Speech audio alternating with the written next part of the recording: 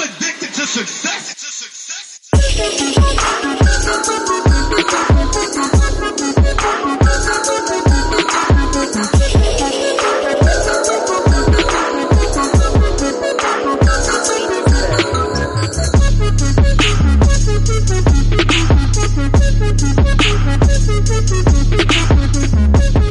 What's up? What's up? What's up? Welcome to your favorite podcast, The Ain't Shit Show, the home of booze, views, and unpopular opinions. I want to thank y'all for joining us for episode 150. 150. Come swiftly. Record by your new one. Crew run, run, run. Your crew run, run. You're supposed to say crew run, run. Come on, man. I said my crew run, run. You ain't hear me? Oh, yeah. It was a delay. So. I was like, come on. Don't do me like that. But my name is Fresh, and on one half of the pod guys, and with me is the best man in all the podcast land who crew runs, my main man, Mr. B Hill. Hola, fuck it's up. This is our second try at this. Y'all, let me tell y'all give something. It another stab. Hopefully Let me tell y'all something. Life has just been life, and it's showing. It's showing on me. Oh, I think we started the podcast either last pod or the pod before last, where I didn't have my mic turned on. And so the same thing just occurred, and I hate it. But welcome, guys. Welcome back to the show. I want to thank y'all for just listening to us and loving on us. B and I were talking, when my mic was not recording. We came in and we were just talking about, family and Thanksgiving and, just being thankful to be around our family. And, I asked you, B, how was your Thanksgiving this year? Yeah, it was good, man. It was good. It was, family and friends, like, fried turkeys. I fry turkey every year, and I usually do that with my homeboys of some capacity. And this particular weekend, or this Thanksgiving, I should say, I did it with my best friend and his brother and his mom and them, and then I had my kids over there and he had his son. So it was dope, just because it's always dope when we get together and shit. And then when I picked my mom up and spent some time with them and brought them to the house because my parents unfortunately don't drive at this point. So, neither one of your parents drive? But so yeah, we just my mom ain't drove in mad long, but my pops, like, he, as of late, in the past like 6 months, he can't drive. Sorry to hear that. So yeah, they came over here, we kicked it. It's all good. It is what it is. Keep trucking. For sure. But yeah, so we enjoyed each other, you know what I'm saying? We had, I think we watched King Henry. That was dope. Like, we watched a little Thanksgiving movie. So what do you think about that? It was dope. It was a good movie. You would recommend it? It was a good movie. Yeah, I enjoyed it. Yeah, no, that shit was fire. Like, it was really dope. Will Smith is a hell of an actor. Is. Like, hell of an actor. He's just really good at his job. Like, he's way better actor than rapper. He's a fucking weirdo. Yeah, that goes without saying for sure. But he's just really good at his job. So much, I think he's such a good actor that, like, it's throwing me off that he's such a weirdo. He is such a weirdo. He is such a weirdo. Yeah, but I will say this though. I heard that like his book, like all these headlines that are coming out are just salacious. They're not really what they are. Because I was listening to Brilliant Idiots and Charlamagne was talking about like the headline of, him like having throwing up, having orgasms and shit like that. Like when he does that. And it was way more involved than that. It wasn't, people would spin things to get clickbait, but it was like in his book, essentially he was saying that he was basically, so he had come from a broken home. And so once he got some money and shit, like he was just in love immediately. Like he just was in love. The girl broke his heart. And then so as a result of that, he just like lashed out and started just having like mad sex, you know what I'm saying? To the point, but he was still in a broken place. So it was way more. And so he was like, he felt like, he was just spread so thin and spread, with women and shit that he was just like, he felt like just less than, and he felt like throwing up every time he had an orgasm because it was on some, it was a figurative thing, not literal. You know what I mean? So that's the thing. Unfortunately, that's the times that we live in or whatnot. Everything gets sensationalized for clickbait and get you to get some traffic. But, that was more to it. But even still, they still got mad shit going on that gets on my nerves. Yeah, they just started a petition for them to stop doing interviews. I think it's just so interesting because I just think that over our lifetime and kind of our generation in particular, like, well, I guess any generation that's still around for real, that's older than 20 years old. It's just very interesting to see these celebrities basically, I don't want to say self-destruct, but they take down that veil of mystery, right? I liked it better when we were just making speculations about if Jada and Will were swingers. That's really all we talked about. Like, oh, they're swingers, you know, da-da-da-da-da. We assumed that Jada was bisexual a long time ago. And then, you know, we kind of assumed that Will was as well. And so that was kind of the height of the conversations of the Will Smith, Jada, Pinkett, you know, da-da-da-da-da. But I can't say like in the past 2-3 months, because of all of these products that they're trying to market, I'm over it. I'm just like, what the fuck are y'all talking about? Y'all weird as fuck. Break the fuck up. Yeah. Y'all weird. Yeah, that shit is weird. Y'all weird, and you wonder why the kid's weird. He's a hell of an actor. Oh, he's definitely one hell of an actor. Yeah, he's a hell of an actor. Listen, one thing I won't take away is that family's ability to make money. They gonna always make money with their talent. Yeah.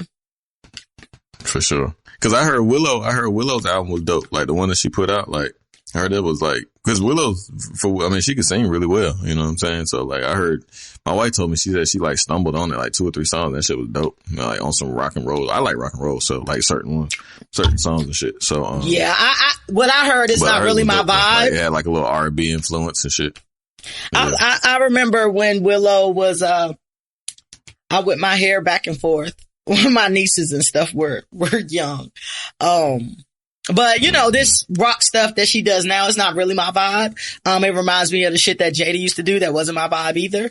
But if a song came my way and it was good, I would listen to it. But I'm probably not flocking to go hear Willow or Jaden for real musically, or really anybody in that family musically, now that I really think about it.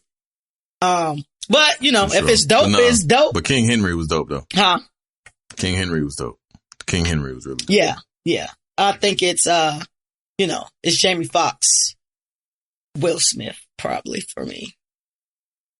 Jamie Foxx, Will Smith, Denzel. When I think about it off the top of my head, that's kind of where I land. What's your top 3?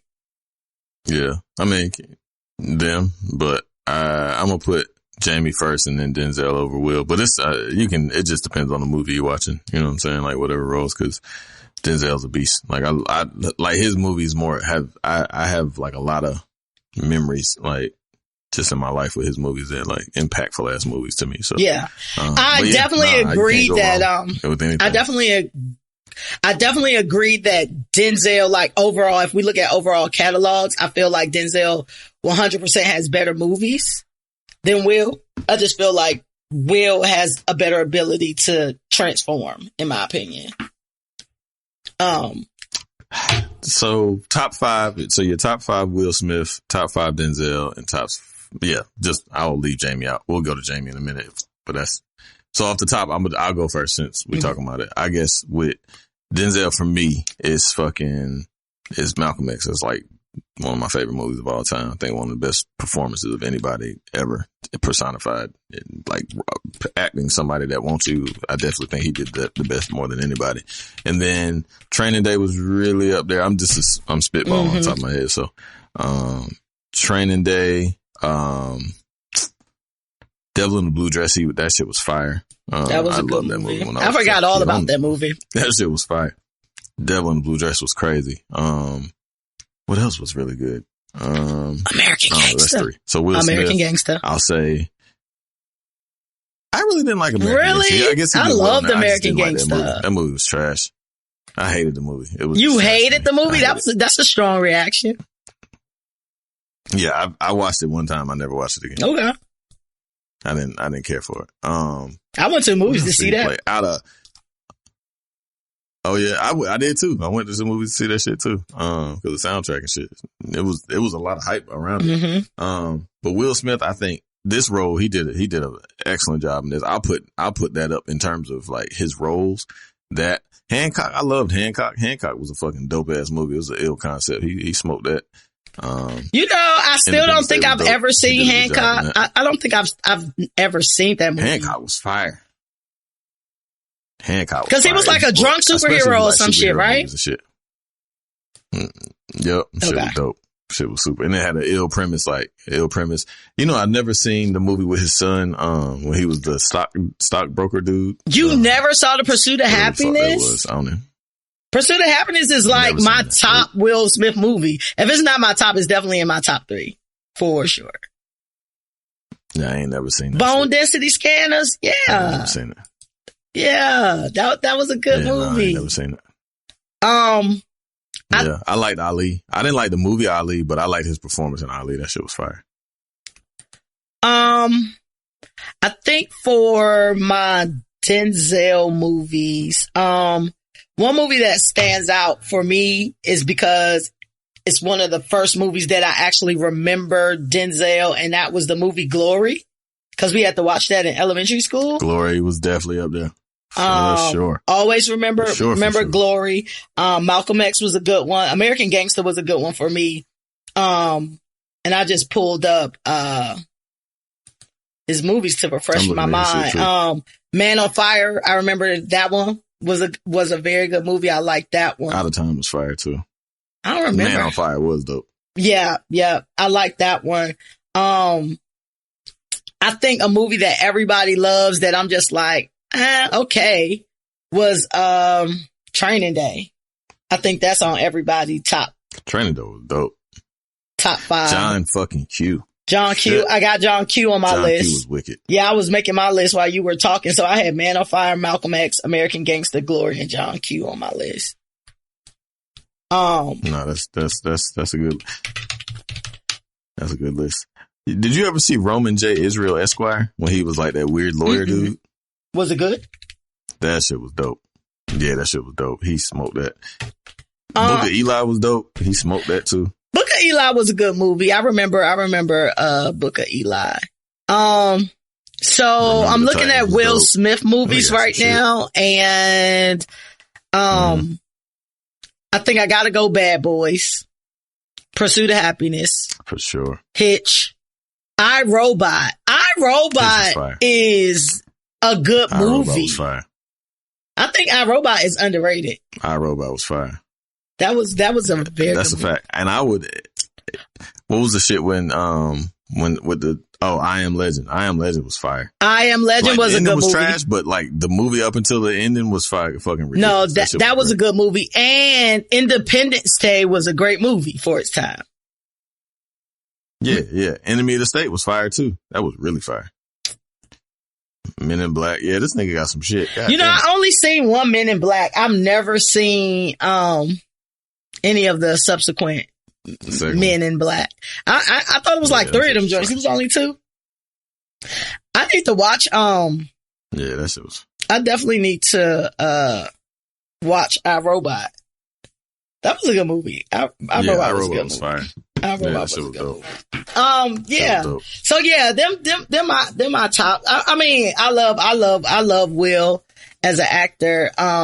If the whole family, or especially the parents, would just chill and keep their weird shit to themselves, maybe after they finish selling these products, they'll be better. But I definitely want to get Will's book. Is it on audio yet? I'm not about to sit and read it. I'm not sure. Once it's on Audible, I'll definitely. Really long. Once it's on Audible, I'll definitely get it. I didn't listen to quite a few kind of autobiographies and like books. I listened to like Kevin Hart's, Issa's, Gabrielle Union. It's a couple of celebrities that I actually like their books, but I'm an audiobook person because I'm a podcast person. Some people say I like talk radio myself. They like to fill the pages. I like to multitask. So I like doing multiple things. Are you a book person or are you like an audio person? Nah. Yeah. I do not. I don't read. I don't My read. mom is an avid reader, and I really don't. Like, I don't. I'm a listener. Like, I hate reading. Like, I've always, like, and I've been good at it, but I just don't enjoy it. It's just, I have ADD really bad, so my mind get to wandering and shit, and I'll start thinking about some whole other shit, and I stay focused. It's like reading is like walking on a treadmill for me. You know what I mean? Like, I can't do it. I think, it just bores the shit out of me. So my learning is different. So like when it's some shit like this, I don't really care. Like, audio is the way to go. I'm not about to sit here and read about Will Smith. But when I actually have to learn something for myself, I do like to read. And that's only because I like to, like, I have to highlight and write shit down. And that's how it stays. Like, I don't have to read it again, but if I highlight it and or write it down, it sticks for some reason. So like, I'm trying, I've been learning about stocks and shit like that. And that's been helping because I get to write shit down and then I read it again and then it kind of stays. So it just really depends on what it's for. But if it's for like my entertainment or a high level learning type shit, nah, give me audio all day. Read to me. And, it helps for, when you driving and shit, you know what I'm saying? If you driving distance or you got a long commute to work or some shit like that, I always do shit like that. But, yeah, I like talk radio though. Like even back in like when I was a kid and shit, like I would listen to talk radio and shit. So really? Yeah. You listen, do you listen to sports? I mean, I listen to yeah, I used to. I don't listen to it now. I just watch TV. But I mean, honestly, I don't even really listen to like Skip and Shannon and ESPN like I used to, because I used to get up in the morning and watch that, and then like I would listen to talk radio and shit. But I don't even really watch SportsCenter like I used to. Like, that shit is so weird. Like, I used to watch that shit every day of my life, like multiple times a day. But I just stopped. That's crazy. I can just check all that shit on Instagram for real. Like all the highlights and shit that you ain't. I got a homie who is like sports. It don't matter what it is. It don't matter who playing. It don't matter what the sport. It does not matter. It's just on all day, every day. You go to hang out like, bruh, you gonna have this on like the whole time? Cool. Like, I didn't learn to just keep that joint in the back, but it's just very hard for me to care about like teams I don't care about or sports I don't care about, but they really love sports. Like, it could be axe throwing, they watching it. You know what I'm saying? It could be, it could be fucking beer pong and they watching it. Right? So I'll watch it. Yep. I'll watch that though. Like, I'll watch that shit. Like, I'll turn eventually, but like, I'll watch that shit because I just like competition and shit. Like, I like seeing people win and shit. And especially it's things that I can't do. You know what I'm saying? Mm-hmm. I enjoy that. I ain't gonna watch it the whole time, but like, I be watching poker and shit. Like, you know what I mean? Like, I'll watch poker games and shit, which is, it's a mental sport, and luck, obviously. But yeah, I enjoy sports. I can talk a little bit about everything.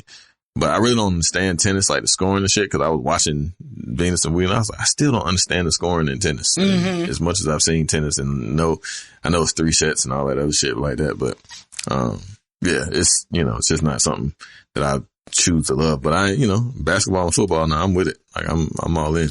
Like, I'll watch any basketball game. You know what's funny about me? I'll go to anything live, but I ain't about to sit and watch just anything on TV. Like, you can invite me to literally any live sport and I'll be there. Like, I bet. Like, I don't have to know nothing about anything. The people who play or nothing. But I like that live. I kind of miss, I had started going to, I ain't gonna say it like I went a bunch of times, but like towards, like 2013, 2014, I moved to Atlanta in 2015. I was getting like tickets to like hockey games and shit. So I was going to like hockey games and shit, like more often because I was just getting free tickets to it. So I was watching them like fighting shit and like watching like white people literally like disrespect each other and just start fighting for no reason is in the stands and in the concession and all that shit. The whitest shit ever. Whitest shit ever. But I'm at these hockey games and they're acting a fucking fool. I mean, like physically, like talking like shit. But I'm just like, yo, if this was like football or a concert and any black person made an aggressive move towards somebody else, they'll be taking the fuck up out of that joint. But hockey, all bets are off. I saw a nigga just push the fuck out of a nigga because he had on the opposition's jersey. But they be drunk as shit too. You might be drunk as fuck. I was at I went to the Panthers and fucking Redskins game a couple weeks ago and shit, and motherfuckers was drunk as hell in there. Like, it be going down in the fucking bathroom. Motherfuckers be talking cash shit, boy. Like in white, cause but like at sporting events, like black people don't be having no money or just won't spend no money on like major sporting events. Cause like, it be so many fucking white people at like these games and shit. Like, it be a lot of black people, but we be, you know. I don't think we don't want to pay for it. I think they just got more money, disposable income for shit like that. Yeah, that's right. They got way more disposable income. For sure. They definitely got more disposable income because if you go to any concert, pretty much, it's going to be mostly white people. Any concert, show, anything live, it's going to be mostly white people. Yeah. Yeah, for sure. But, that shit, they was talking shit in the bathroom and shit. I thought, I done seen so much shit at hockey. Football games, like, so much shit. Like, motherfuckers be drunk early at the beginning of the game. Like, God damn, y'all motherfuckers woke up drunk, man. Like, motherfuckers, you know, niggas pre-game. Like, pure T shit face. At the noon game, though. Yeah, at the 1 o'clock game. That's what I'm saying. Already like, fucked niggas up. wake up at like 6 and 7 and be tailgating and shit. But that shit was lit, though. We had a good time. Unfortunately, we lost, but it was dope. Speaking of watching shit, and we just went over Will and Denzel's catalog. How was BMF for you? Now that BMF is over, spoiler alert, FYI, if you still trying to catch up on BMF. BMF was really dope. Yes. No, that shit was really dope. I enjoyed it. How'd you like the finale? I enjoyed it a lot. Finale was good. I enjoyed it. That shit been dope. There's been a lot of good TV on lately. Like Insecure has been really dope. I ain't really liked the last episode very much, but otherwise the shit's been great. BMF ended really well. I knew they was gonna have to do something to Kato. It was the acting. Yeah, I knew they was gonna have to do something with Kato, man. I knew they was gonna have to get her up out of there. Yeah. I don't think Lamar dead though, because in real life Lamar's not dead, so I don't think he's dead. When you say in real life, what does that mean? Really alive. Like he's living today. Like you say in real life he's not dead, so I know he's not dead on the show. Yeah. I said I really enjoyed BMF. They could have gave us at least 2 more episodes. I think I feel like any show that's not just like a limited series should be at least 10 to 12 episodes. Like 8 episodes is trash. Well, it was off the ground type. Yeah, they got to get it off the ground though. I wanted to see if the notoriety was there. But. Yeah. I think Little Meech did a great job. That's impressive. And listen, 50 Cent can't make no new songs, but the nigga can make a theme song. At least you can wish me luck. That's my shit. That is my shit. Yeah, that shit was fire. That was fire. I liked, the soundtrack, the Godfather of Harlem. That shit was fire. Mm-hmm. Godfather of Harlem. The music on Insecure is amazing.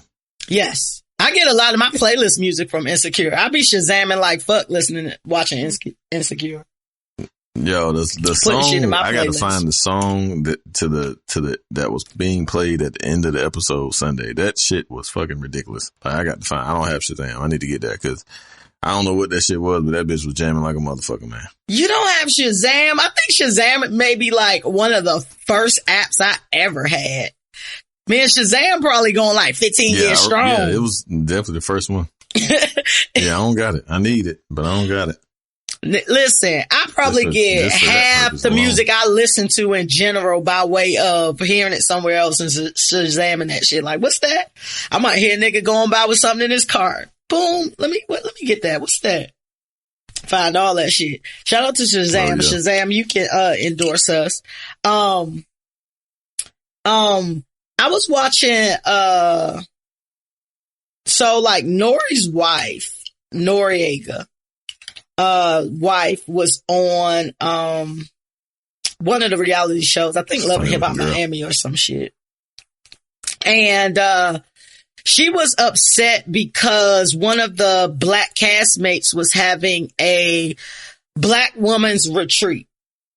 And she was not invited because she's not a black woman. She's technically a brown woman, a Hispanic woman. And the girl kind of told her straight out, like, it's for black women. Do you feel like brown people should automatically be welcomed into black spaces? I mean, I guess kind of sort of. It just depends on like the relationship and how. I don't know. I mean, that's a good one. That's tough. I don't know. I guess I don't know as many Hispanic people as you know, like all the people I know either black or white. It's a few Hispanics that I know, real? but like I'm not like where I live. I didn't grow. Yeah, where I grew up, it's not a lot of Spanish people. You know what I'm saying? Like, I know a few Puerto Rican niggas and shit and girls and shit like that, but they all cool. Like, I would welcome them to, you know, any functions that we have automatically. You don't know like, no Mexicans? And I guess I never had like that's my friends and shit like that I'd be around. Not at all. I went to... Niggas cut grass and shit. So I don't have like a lot of Hispanic friends, but I grew up around a rack of Hispanics. I went to school with a bunch of Hispanics, more so Mexican than like Puerto Rican and Dominican. I always be calling them New York Mexicans. But cause I don't see Puerto Ricans very often, like in the South. But it's a good question because it's like, okay, if you were having like black man's event and it was like 10 spaces and 3 Hispanic friends of yours wanted to join, would you give them the space or first come first serve, or this space is reserved for my brother? You know, I kind of feel it'd be first come first serve. I mean, I don't know. Yeah, I mean, if they my friends, I'm not going to exclude them. No, it may not be your friends. It may just be an event. They might be paying to get there. Like, this is for a certain demographic. I mean, I'm not mad at it either way. Like, if you let them come, I'm okay with that. But if you also said they can't, then if it's a black men's retreat or whatever, then they gotta respect it. It is, but and I don't think they can get mad either. You know what I mean? Like, yeah, it is what it is. Like, yeah, I think sit with us. Can't sit here. I think that you are allowed to create whatever space you would like. If I'm saying, hey, this is specifically for black women, we're going to talk about issues that specifically impact black women. We have a certain culture and camaraderie that we want to have at this event that is historically and a part of our culture. I think a person just got to respect that. You know what I'm saying? Because I know it would be a hard pass if Becky wanted to join. You know what I'm saying? And although, yeah, for sure. Listen, I'm all about black and brown people coming together. You know, and I think it is a little bit different though when we're talking about kind of the Afro-Latinas or Latinos versus like Mexicans. So like your Afro-Latinas is more so your Puerto Ricans and Dominicans and, your people who originate from Africa. Which all people originate from Africa, but you get what I'm saying. Versus, Mexican or, from Honduras or whatever the case may be, which I know they are all different.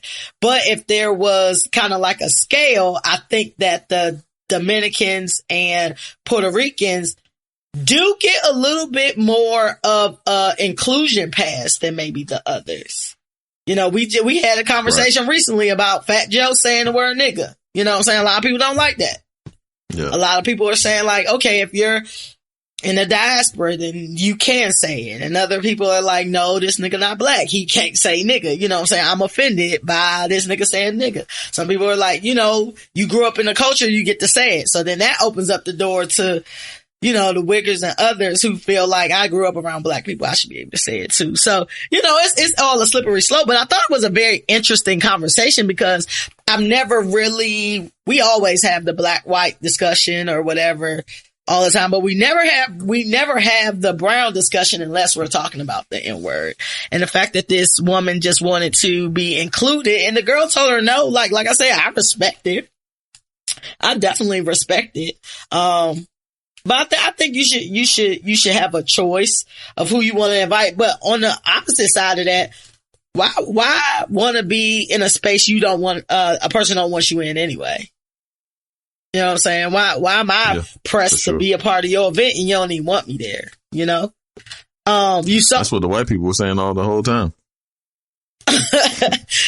Why do y'all want to come to our schools? Why do you want us here? We don't want to be here. Listen, it's a different when you part of the infrastructure versus you just wanted to have a kickback. White people can have an all-white kickback. Right. White people can have an all-white kickback if they want to and say, you know, nigga, you can't come. You just gotta let me get my education and my opportunities though. What was your thought on the Kyle Rittenhouse verdict? Did you figure that's exactly how it was gonna go? I think it was some bullshit. Yeah. Yeah, once they dropped the weapons charge, I knew it was a wrap. That was a home run charge that they had him on. And once they dropped that, I was like, okay, well, he's scot free. I tell you what, though, I knew them motherfuckers. I know them niggas that the white devils that killed Ahmaud Arbery, wish they would have went first because he fucked it up for them. Listen, he definitely fucked it up for them. I know they're like, God damn it, yeah, motherfucker. They could only give you that. They couldn't let both them niggas go. No, not at all. Not at all. And I feel as though I felt like the mom should have caught some charges. You fucking took a teenager with a gun over state lines. You took him and placed him in danger.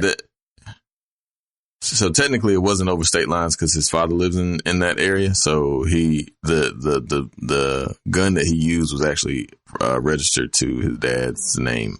So I guess they brought him back over state lines, but because it was discharged, that firearm that was registered to whatever fucking Wichita, wherever the fuck he was, it was registered to that state. I didn't know that either. But he doesn't live in the state. But either still, she still was fucking aiding in the bed. Yeah, she still took a child.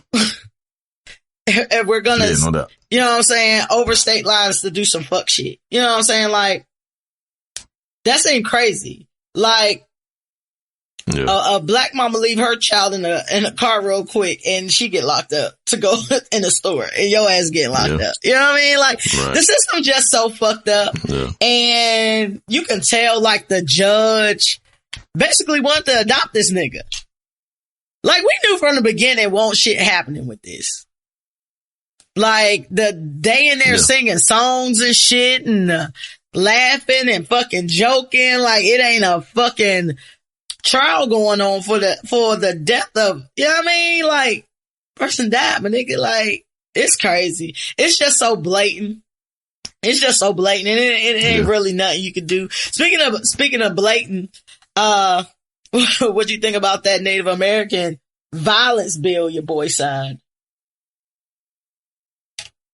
I didn't even look into it. But I mean, it's laughable. You know what I mean? Like, you know, they got, it's this, you know, I mean, we just the bottom of the totem pole, I guess, and pun intended, because that's the Native American totem pole and shit. But I mean, after you basically niggas just get, we continue to get stepped on. Lick every black person's scrotum to get your vote, and then it's like, oh, let's give Asians something, let's give Native Americans something, specific islanders, people with left-handed people. Let's give let's give little people. Like, let's give everybody something except for black people.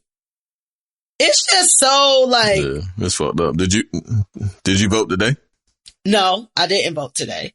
And I had just got back last night, and I actually didn't realize it was today. I thought it was tomorrow. So, no, I actually didn't. And I was trying to get back so I could vote. Did you vote today? Yeah, it's not here. I should have already, that's Atlanta. Like, the Atlanta mayoral race is what I was talking about. Oh, okay. Apparently the lady that is on the ballot is trying to shut down strip clubs and shit. Well, she actually said, today, I don't know what the original statement was, but today she was like, and that's because she's probably trying to get votes. She was like, I didn't say I was trying to shut down no strip club.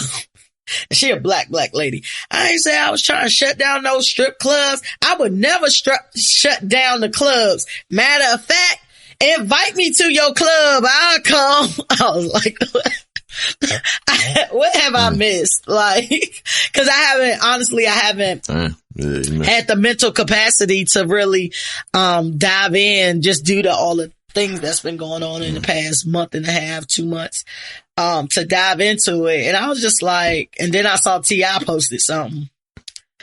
So I rolled my eyes and then I read what he was talking about, but he was talking about, that too, that she wanna shut down the club. You can't shut down the clubs in Atlanta. Ain't no Atlanta. Yeah, strip clubs specifically. Like, it wasn't even just clubs; it was strip clubs. And then they were saying that she was trying to make you got to have a license to have a recording studio. Like, you have to get a permit and shit. Like, what the fuck? Like, yeah, she must engage her audience good at all. She must have not engage. Like, what are you talking about? I want to have a comment, ask you a question, about something that I saw online, and the fact that, you know, you are a father, and, you know, we've expressed a couple of times about, you know, like growing up and fathers and shit like that. And the debate was, is it better to have, would you rather have an inconsistent father or no father at all? As far as him being in your life, of course. That's what the subject matter is. I mean, I guess no father at all. Like, I'd rather just not know you. You know what I'm saying? But I don't know. That's a slippery slope either way. Cause I mean, I didn't know my real dad. You know what I'm saying? Like, so, thankfully I had a great stepfather, but, you know, I mean, not having, you know, like the abandonment issues that you have suck. You know what I'm saying? Like, those are pretty bad. And then, you know, the inconsistency side, I don't know what that one is. I've never felt that because my stepfather was there. So, and he was pretty consistent. Yeah. But, yeah. So, I mean, I just know that the not having a dad shit sucks. So, like I said, it's just the abandonment issues and shit like that. So, I guess that's what I can lean on. I can't really speak to the inconsistent part, but the absentee father is trash. I'll say that. Yeah. I think that I would rather have no dad than an inconsistent dad. Cause you ain't about to let me down over and over. I just rather take my one L and imagine what you can be like than actually knowing you're a piece of shit. Mm-hmm. You know what I'm saying? Like, I would rather just live in a fantasy of what my dad does or what he's doing or why he ain't around versus you saying you gonna pick me up and never show up. I don't want to get over and over again. I don't like repeated shit. What's trash? Both of them trash. But like the whole the why you ain't want me type shit is wild. Like, that's like, at least like, all right, I might see my daddy in traffic. Like, it won't, you know what I'm saying? It was not happening. You know what I'm saying? Like, cause my wife her dad was inconsistent as I think about it, like super inconsistent. So, but I mean, like, she don't fuck with him. You know what I'm saying? It's the same level of shit, but she don't fuck with him at all. But, you know, it's just either one. I think it's 6 in one hand, half a dozen in the other, to be totally honest. Like, to be totally honest. Different. I think they're pretty on the equal playing field. I think both of them are super shitty, and, you know, men need to do better as a whole. But I definitely would. I'm not the person that's going to sign up for repeated hurt of any kind, whether it's physical, mental, whatever. I'm going to cut it.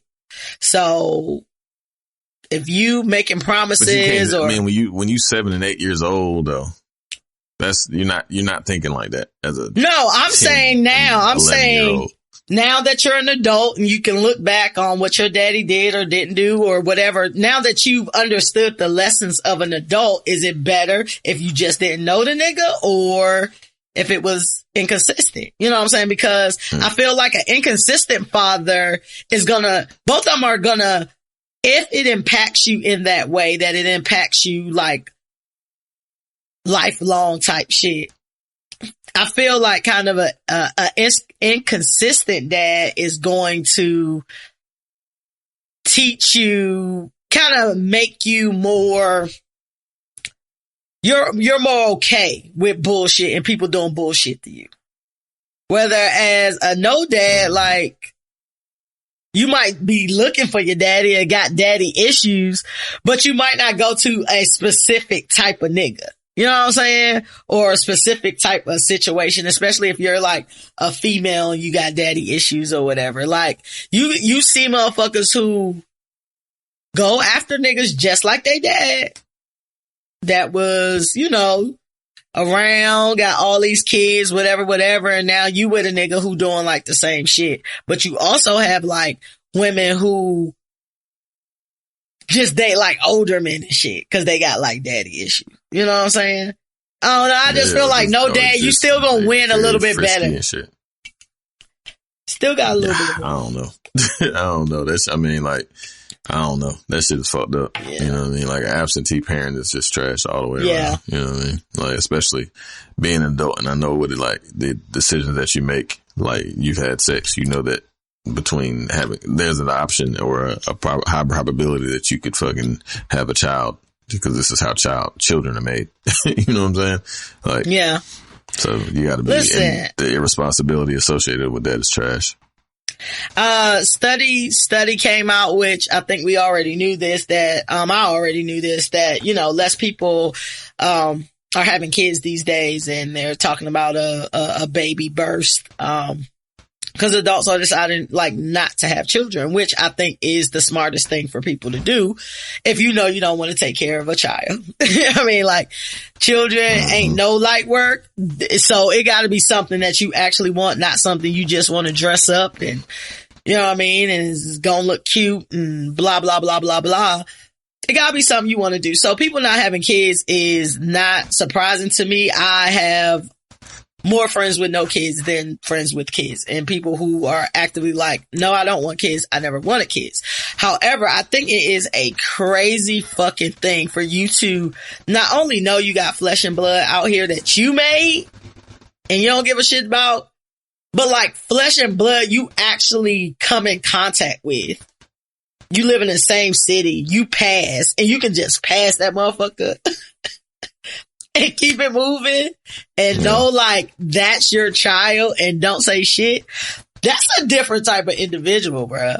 That is a different type of individual. It's a different type of individual just to know you have a child out there and not give and have like literally don't know what the fuck has happened to that child over. Like, you know what I'm saying? Like life is fucking nuts. Like shit be happening like a motherfucker, and you like your child be in a whole nother state and you just don't give a fuck. Like that shit is wicked. Like that's or not even in a whole nother state, like in a whole nother part of town or a whole nother city, and you just don't even give a fuck. Like that shit takes a different level of insanity. Like you are a different type of fuck nigga to just like let some shit just go like whatever. Like I only, you know, shit type shit. Like the motherfucker could be swimming in a river and you have no idea. Like, you know what I'm saying? Like, and don't care wild. And never care. Listen, I see things and all the time, or I talk to women, or I see women on TV, or, you know, just, I've heard thousands and hundreds and millions of stories about women who may have given their child up for adoption or had an abortion, or, children was taken for whatever challenges they was going through at that point in time. And it's always like, you know, that like they think about it, it's something that they think about, they're heartbroken, you know, they wish they would have done better. It's very rare you hear niggas say that. like I had a kid, it always be on some shit like, oh, now I'm sick and let me say something to my kids. And, you know, it's very interesting because you have a lot of these men out here talking about their legacy. Perfect example. I know a couple, they're not together. the mother is a single mother, like a lot of black mothers are. And you got a nigga who don't take care of his kids and complaining that the kid don't have his last name. What about his legacy?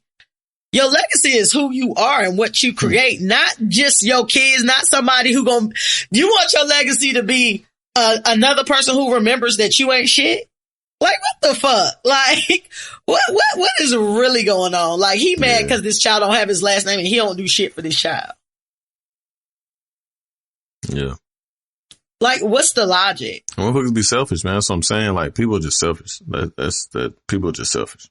Like, people it's so crazy. Individuals. That's just what it is. And you don't have to have children. That's the whole thing. Like, children are 100% preventable. Like, even after you had one joint and you found out that was a bad idea, there are things that you can do. You can get a quick little snip. You can get you can make sure that the woman that you're having raw sex with is y'all on the page where y'all y'all on birth control or whatever, and y'all deal with that, that 0.1% chance of some shit happening. But it's just insane how selfish people are. But they want to have babies. Girl, when you gonna have my baby? Nigga, you got 4 other kids you don't take care of. Why do you want women to keep having your baby? Why do you want to keep creating a legacy of numerous motherfuckers just knowing you ain't shit? That is wild to me. And then it ain't until like, as I'm seeing like, men that I grew up with and things like that get age on them. They get in their, 60s and 70s and now they want to start reflecting on life and shit. Too late now, bro. Your kids don't fuck with you. It is too late. You might have 1 or 2 empathetic kids that's just like, that's my dad, whatever. But the rest of them kids gonna be like, nah, I'm riding with mom. Like, who are you, sir? And you got all these kids. But I do want to say this, guys. Y'all need to make sure y'all kids at least know each other. Cause motherfuckers is getting older and motherfuckers is dating. And there's motherfuckers that don't know that the girl that go to their school is actually your jump off's baby. Like, it's shit that's going on like that. And like, especially like in DC and shit, like a lot of the hood people who are not in gentrified areas, they still live in them same areas. And their kids are starting to mingle. And I was just having a conversation like, yo, so how he know his daughter they go to the same school and they don't know? Like, I was like, no, that shit crazy. But, hey, take care of your kids is all I'm saying. Life is short. Speaking of life is short, I want to give, a rest in peace to Virgil Abloh, who passed away. Oh, yeah, rest in when peace, was that? Virgil. Yesterday. At the age of 41. Over the weekend. Over the weekend? I thought it was yesterday. Okay. When you hit me, I thought you hit me yesterday and said Virgil passed. It was Sunday. It was over the weekend. Well, over the weekend, Virgil passed. For y'all who don't know, Virgil is a fashion designer. He is one of the creators of Off-White. He did own Off-White. That was sold, but he was still like a partial owner or something like that. So, all those Jordans that y'all like with the collaboration, his aesthetic as far as like a lot of his shoes was like that magic marker look, like you write Sharpie on it and you write shoe on the side of the shoe. Some stuff was really, really dope. Some stuff was very overpriced and not creative at all. But, he definitely had a legacy, and he definitely had a legacy within the, hip hop community, for sure. And, he will be missed. You own any Off-White? Nah, I don't have any. Yeah, I don't have none either. They're dope though, but I ain't got none. I saw this one pair of Off-White shoes, probably like 3 weeks ago. they was only $350, but it was just like, I'll wear them one time. I really couldn't get my $350 out of them. And also, since the last time we recorded, unfortunately, I want to say rest in peace to Young Dolph, Memphis rapper Young Dolph. Young Dolph was laid to rest today, actually, at the age 36. Somebody smoked him while he was going to get cookies, like, in the neighborhood and shit. It was also rumors that, maybe, Black Youngsta and Yo Gotti had something to do with it because they've had long-standing Memphis beef. But I heard that was not true as far as, Black Youngsta and Yo Gotti's, family's properties getting shot up. Yeah, last time I checked, that was not true. But I ain't gonna lie, when I first heard Young Dolph had got shot, the first person I thought about was Yo Gotti. Cause I had just heard that song like a couple days earlier, the one where he was going in on Yo Gotti, and he was like, nigga, you was beefing with a fucking dyke. How is I can't respect you. I used to serve your brother and shit. Yeah. You know, he was definitely, made some great music and, father. Did Virgil have any children? He was married, right? Was he married to a white girl? I'm not sure. I don't know if he had children, but, I know Young Dolph had children. So, you know, you got a father gone. Like, we gotta stop this violence. It seems like rappers are going very quickly these days, you know? Yeah, shit whack. Yeah. You want to get into your black fact me? We gonna get into. I don't even have one. I'm sorry. Hold on. I'll pull one. While you looking that up, we talked about it on the first run of this pod, but not on the second. So while B is looking that up, I just wanted to take a moment to say, I know that this podcast has been in flux, and you know, it has really been a lot going on. You know, we just haven't had the capacity that we used to have. My life has had a lot of new demands on it. One, my job, and two, just everything that's been going on, in my family.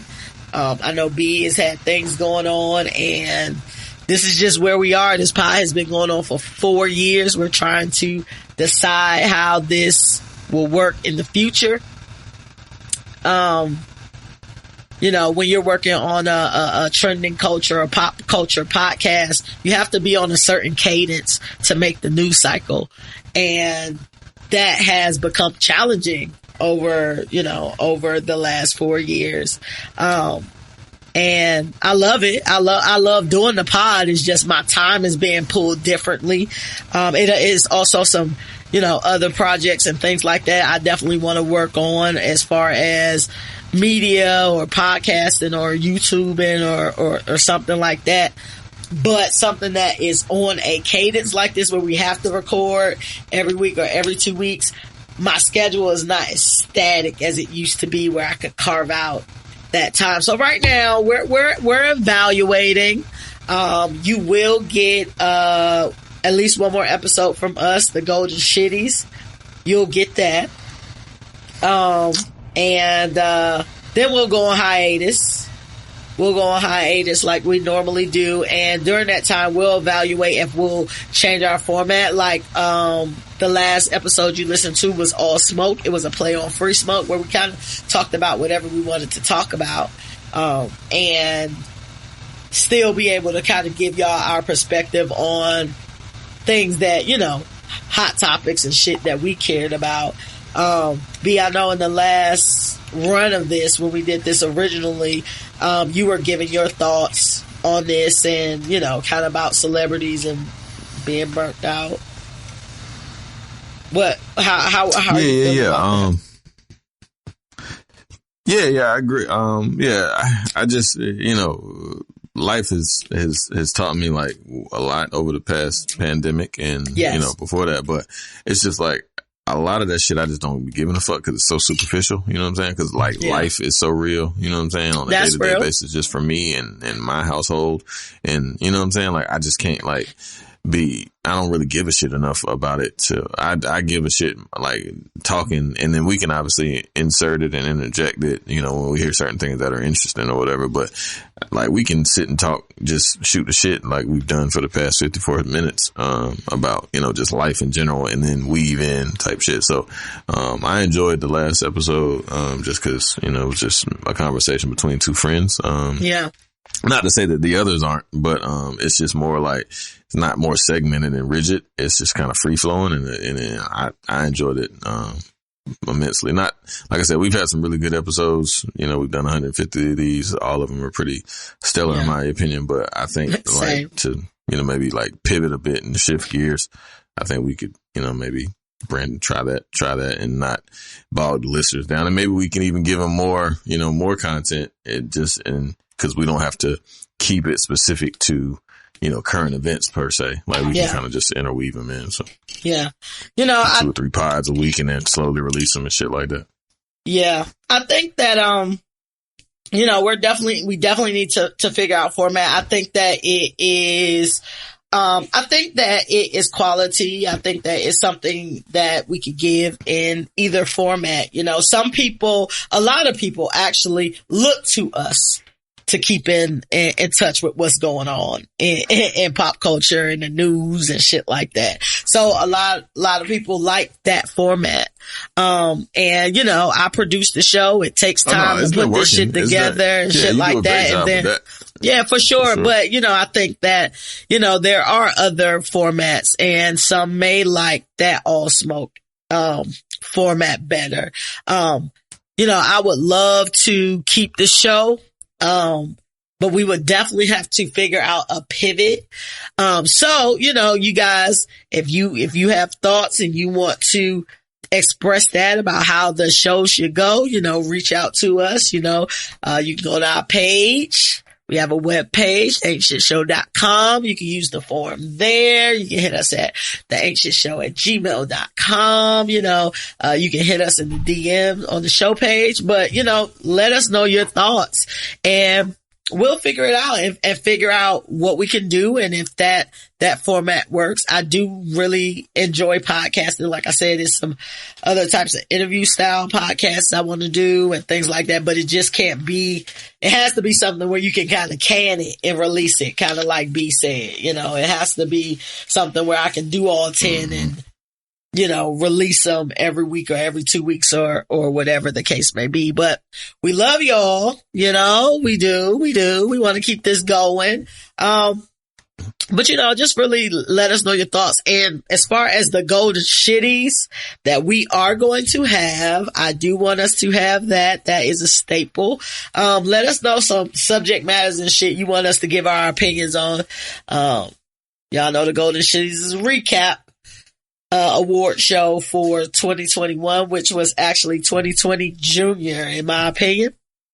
But, you know, let us know your thoughts. Yeah. Be ready to give us a black fact. So here's the thing. I couldn't really find one that I wanted to like give. Like I was trying to find some dope Black history shit, like in relation to Thanksgiving, but it was like mad long and shit, and I didn't have time to read it because we're on the show. So my apologies, everybody. Just tell them something you don't think they know. Fact. Tell them something you don't think they know. You love Black history. You know just some Black history off the top of your head, or like some wild shit. I don't know.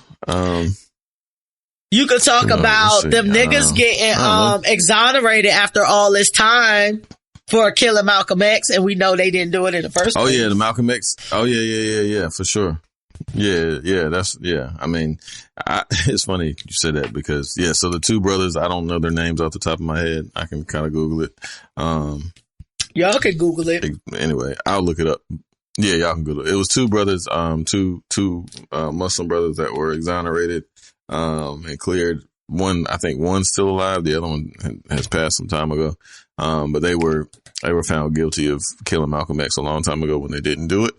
And I think a lot of that has to do with the documentary that was on Netflix, Who Killed Malcolm X. And, I think that helped spawn and open up the cases and whatnot. So congratulations to them brothers. I guess congrats are justified, I suppose. But it's wild that like a nigga from New Jersey was able to solve the case and y'all weren't, like the federal government. You know what I'm saying? Like this shit was fucking 50 some odd years ago. Well, the federal government can't investigate themselves. That's true. But that's just wild as fuck. Like one of the most heralded figures in history, died, and y'all planted some evidence on two other people, and, it just ran with it, and it was just like what it was for, 40 some odd years and shit. So, it's just fucked up. But yeah, those two brothers were exonerated. You can look it up. I forgot their names, but shout out to them. And the government is a piece of shit, as we all know. I mean, it's bittersweet because your name got cleared, but most of the people who fuck with you knew you didn't do it anyway. You know what I'm saying? Like, so y'all just, and the other guy is gone. Like, y'all ain't helped nobody out. I hope they get all the money they can from the government and the families too. Like, y'all took people's lives. It's just like the value of a human life is like one penny. A black human life. A black human life. You right about that. You right about that. And people are just out here. We gonna talk about it later. You ready to get into some lit or shit?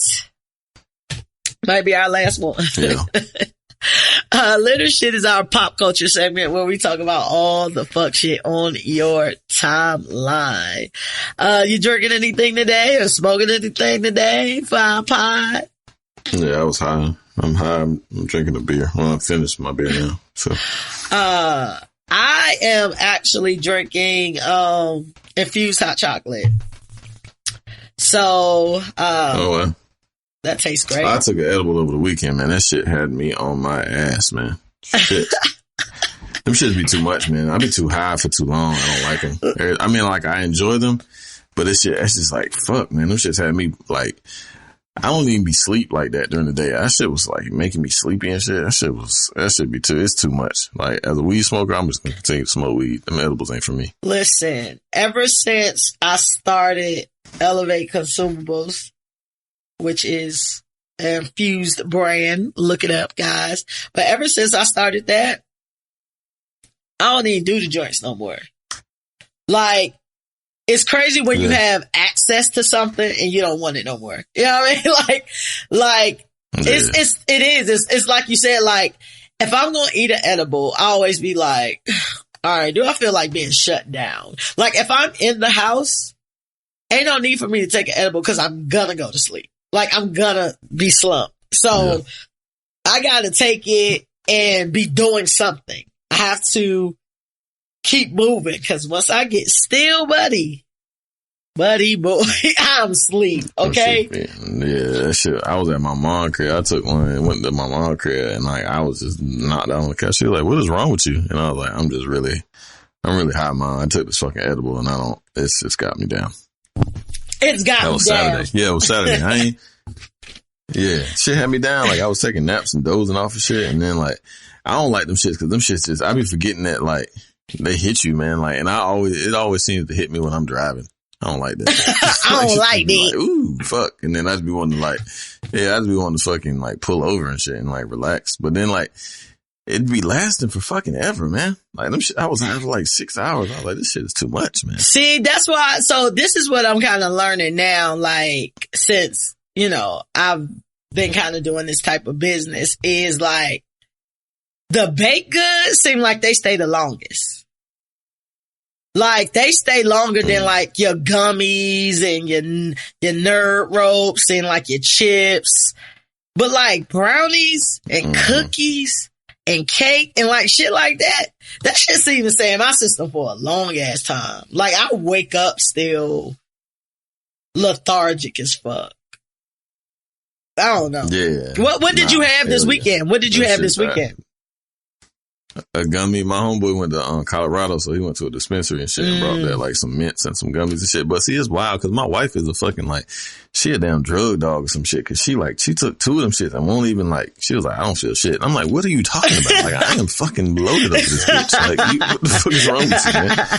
Like, she was like, yeah, I took both of them and like nothing. I'm like, what the fuck? Like, so I was like, I feel like I'm a pussy or some shit. But, like, I smoke a lot of weed. Like, I smoke weed every day. You know what I'm saying? Nah, like, that's so different. My tolerance for marijuana is high. Yeah. But that shit is totally different, boy. That shit just don't be going no fucking where. Like, all right, nigga, I don't want to be high no more. Like, I'm like, every time I take an edible, like, I enjoy it. It's really good and I have a great time doing it.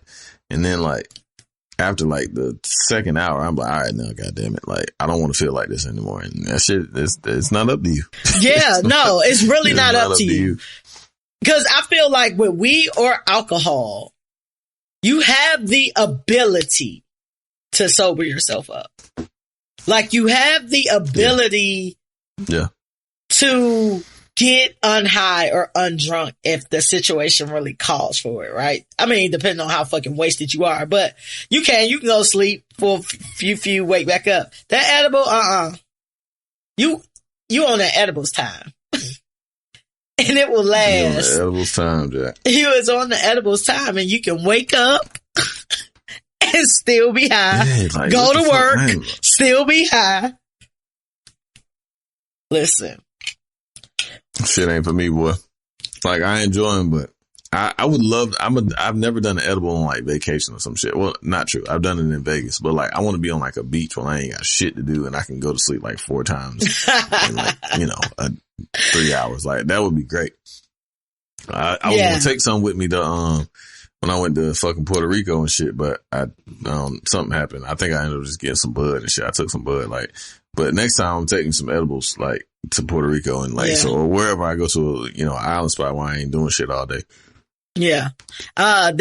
We manufacture the most for that. Like people are like, I'm going on vacation. I need, you know what I'm saying? Cause people can't take weed. So they like, we getting high somehow until we can find somebody to get weed from, if we can find somebody to get weed from. And then, if it's especially, probably 70% of our customers are women. So, women seem to seem like, edibles is classier than smoking. Everybody smoke now. Don't get it twisted. But, that bunch that's like, edibles is more classy.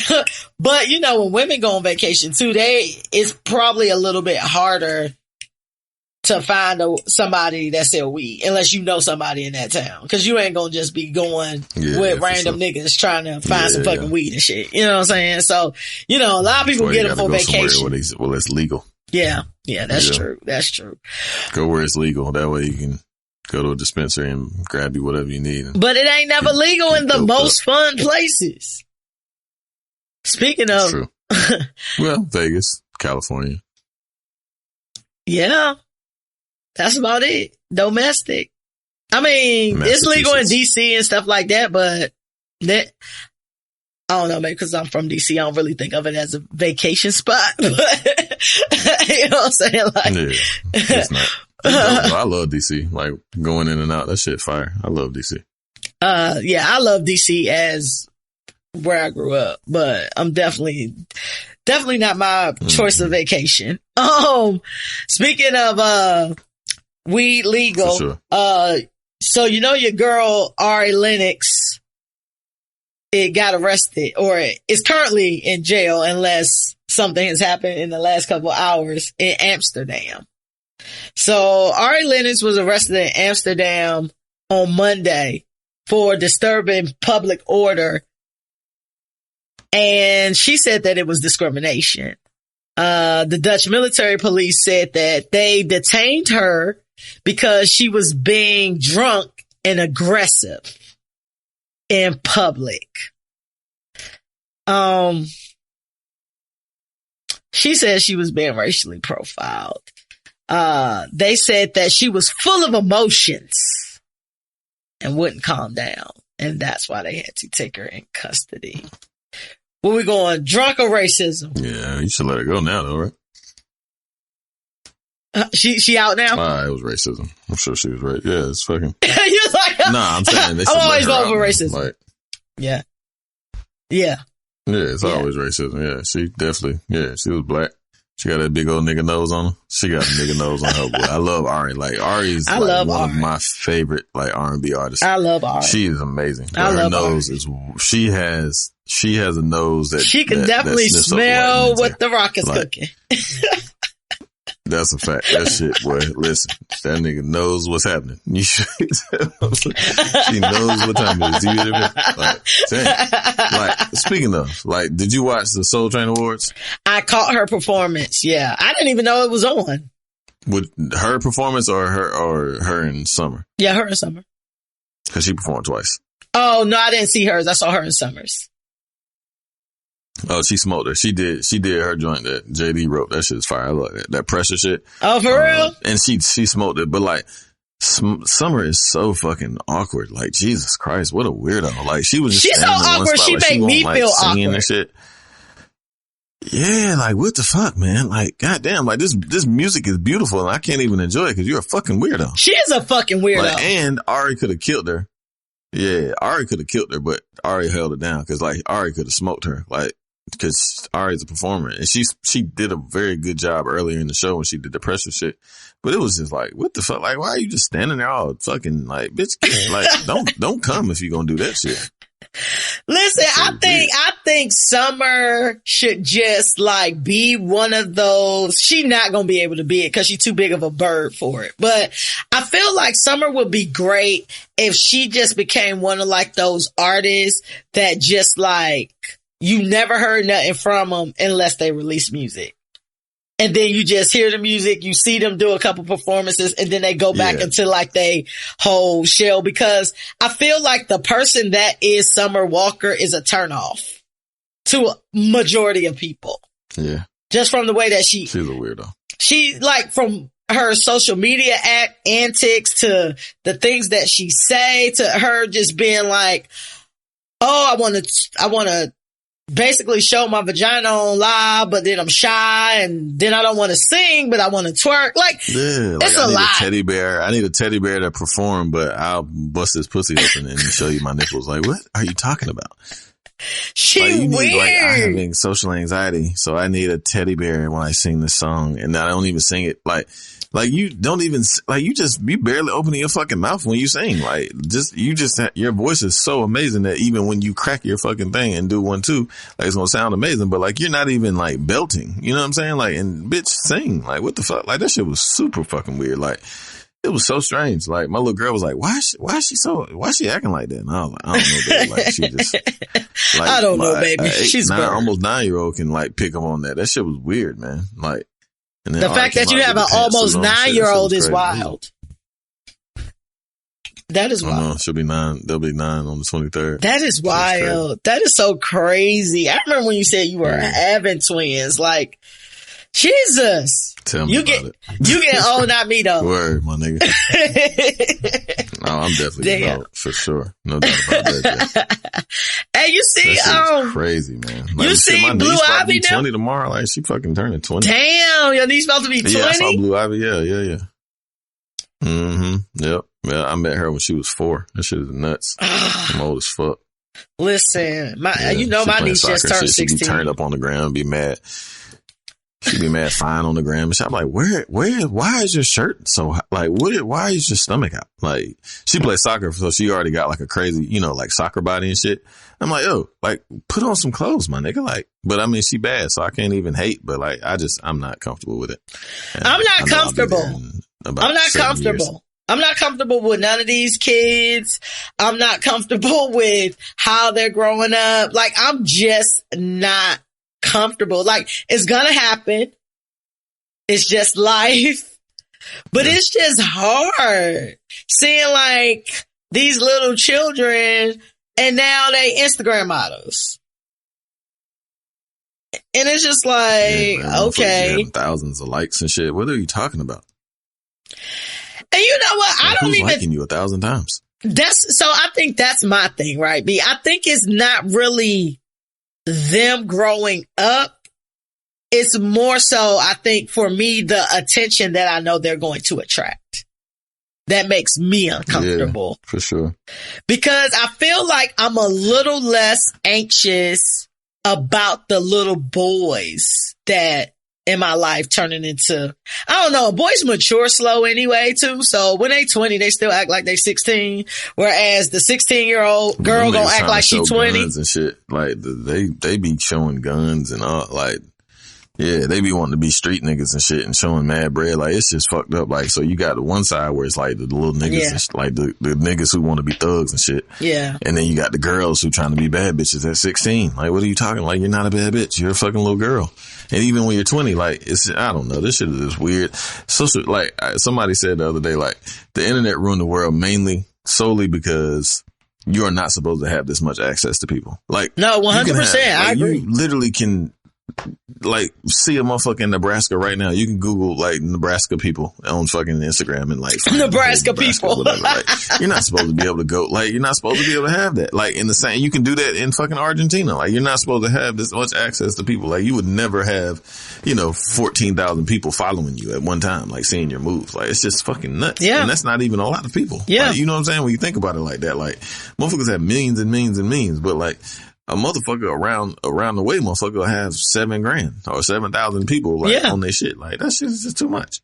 No, that like too fucking much. It is. It's a lot. And we were talking about how, like back in the day, before social media and shit, like before the internet, but really before social media, like you only had access to people in your bubble. You had access to people in your state, in your town, people you was going to run into in your neighborhood. 9 times out of 10, the person that, you married or whatever was from around there, lived around there or some shit like that. Now everything is just, like you said, Nebraska people away. Type in whatever you want. Yeah. It's going to pop up and you can go right to their DMs and shoot your shot and get them on a plane, or they get you on a plane or drive or whatever. Like you literally have access to anybody that you want. And that's unfortunate too when we talk about kids. You should not have that. No, you're right. Exactly, nigga. Nigga, imagine being 16 years old and being that lit. Like, just, you know what I'm saying? Like, I thought I was fucking lit at 16, like, working at a call center, thinking I was a shit fucking with mad fucking college girls and shit. You know what I'm saying? Like, nigga, you couldn't tell me nothing. You know what I'm saying? So imagine, like, that coupled with everything else, like, with 7,000 followers or some shit, like, or even fucking 1,000 followers. That's a lot of people at fucking 15, 16 years old. And listen, that shit is the norm. Even when we were in college or like you were college age, like you still didn't even have access to other motherfuckers at other schools like that. Fact. You know what I'm saying? Like nigga, if you go to if you leave that school, if you leave a middle school or high school, you'll still have like, I used to see the people that I knew in 6th and 7th grade, like like in high school, like, damn, I ain't seen your ass in fucking 3 years since 6th grade or some shit like that. You know what I'm saying? Right. Now, like, I see you just the same. Like, that shit is fucking nuts, man. Too much. No, it is. Ari, her getting locked up. Oh, yeah. It's little shit. That's trash. Trash. Free Ari. I told you I started following Ari, at the top of the pandemic, and like, I listened to her music. I always liked her music, but her, like, as a personality, I didn't get into until the pandemic. And I love Ari because she's like awkward and funny, but not like Summer Walker awkward. Like Issa Rae awkward. Yes. Like Issa Rae awkward. Like one of my awkward ass friends or some shit. Like, you such a fucking weirdo. Like, yeah, like you weird, but you cool. Like, come on, you know how to act right. You know what I mean? Like, yeah, my weird all right, friend. she's funny. She's funny. She makes you laugh. I like her. She's trying to go into her bad bitch phase now. She been getting the lace knows how to and make you laugh. wearing a Fashion Nova. She knows what time it is. Don't do Ari like that. Don't do Ari like that just because she got them. How to sing. Just because, hey. But it worked. Her nose works for her. But she's a pretty girl with that nose. No, that's why I said, look, we both on the same page. Yeah. No, it works for her. It works for her. Yeah, I think R is pretty. I think she's pretty. It works for her for sure. Everybody can't pull that nose off. Everybody can't pull off that late model nigga nose. I hope she don't do coke. Hey, she got. Yeah, boy, she doing all the coke. You got to put a little bit. Can't take no bump. You take more of the bump. She take a hit, you know? Sorry, brother. You got to get your own. So you gonna do the whole line? All right, Card. I know her COVID test. It takes no time. They do her COVID test with the bathroom joint. The joint you clean the toilet with. For sure. Yeah. Hey, they be checking to see if she got strep throat through her nose. Don't do Ari like that. I love you, Ari. Don't do Ari like that. Hey, that's funny as hell. Something that went down, Free Ari. Free Ari. Something that went down, a week or two back, about 2 weeks back. No, November 5th, actually, almost a month at this point in time, but I did want us to talk about it. So on November 5th, Travis Scott had his Astroworld, concert, or festival, because that's exactly what it was. And there was a panic in the crowd that caused the surge, that resulted in the death of 10 concert goers and injured hundreds of people. Some of the youngest, casualties were 9 and 14 years old. The 9-year-old just passed the other day. Rest in peace. That is just horrible. So as a result of this, there has been 2 huge lawsuits totaling almost $3 billion, my nigga. One for $750 million and another lawsuit for $200 billion. Drake and Live Nation has also been pulled into that lawsuit.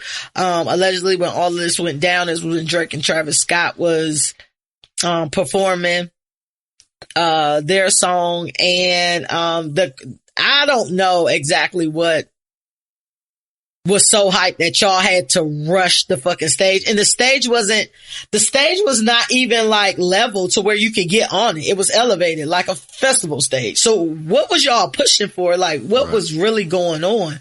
So there has been like a lot of, discussion about who is responsible for this.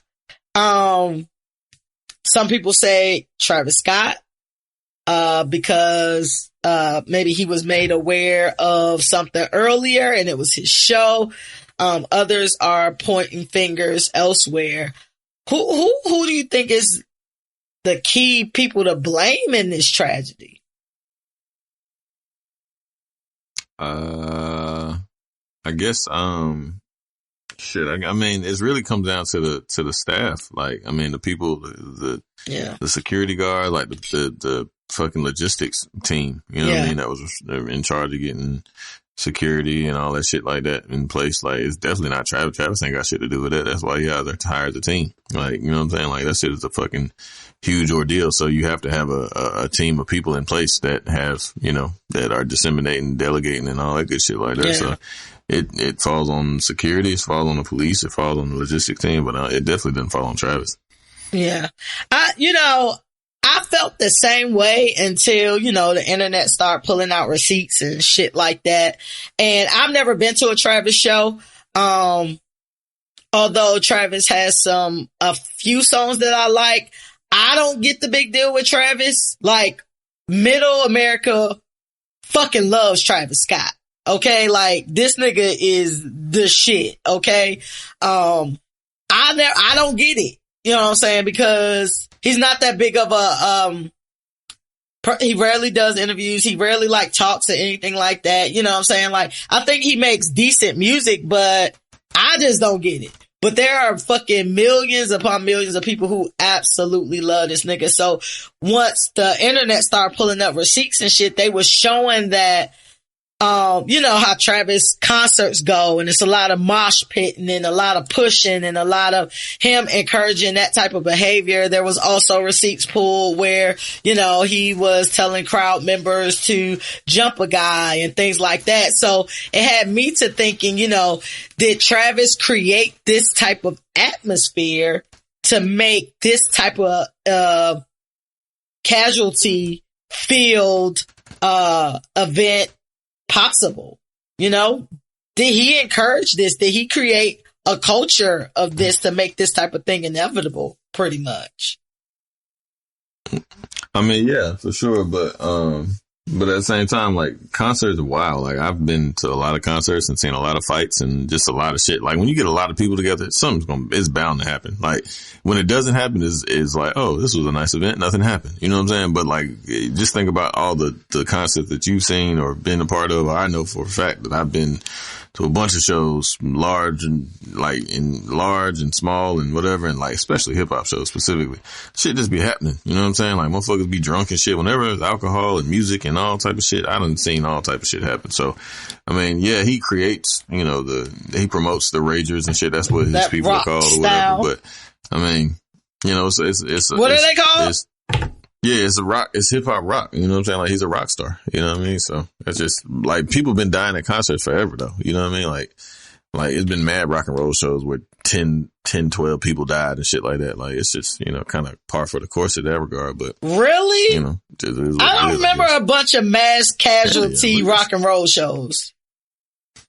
Pearl Jam, like, it was like 10 people died at a Pearl Jam show in Ohio in like fucking 2000. Like, you can look that shit up, like concert deaths. Like, it's mad, like not massacres, because that's a heavy word, but it'd be a lot of people dying. You know what I'm saying? At various shows. Like, I think, they pulled it up on the Breakfast Club one time, like when, right around this time, like it's been mad motherfuckers died at rock shows, like Pearl Jam, I think some Beatles concerts and shit, like going all the way back to like the 50s and 60s. You know what I'm saying? Like, people just, I think that there were shit, you know a lot, like, and go crazy. I think that, you know, we're talking about a very young audience where I felt like there were a lot of safety precautions that were missed. Like, you don't just put 50,000 people in one space without roping it off. You know what I'm saying? Like, normally you had like the little sections, you know what I'm saying? Like, you might have these people who paid this money, they this close to the stage, then they got kind of like barriers, and then they got like the other crowds, and like, it was just open. And for me, what makes that so scary to me is because that's when my like anxiety kick in. When I look around and I feel like there's no escape, my anxiety kick in. When I was at Mercedes-Benz Stadium, and like, if you're going down to a certain way, it's just concrete. It's just concrete all the way around. Like, there's like no door, there's no nothing. It's just a bunch of people. And I started getting like anxiety. Like, if some shit go down, some niggas start pushing and some shit, we done. You know what I'm saying? Like, when niggas panic, they walking over niggas, they crushing niggas. Like, a 9-year-old fucking died. Like, I feel like that the ball was dropped.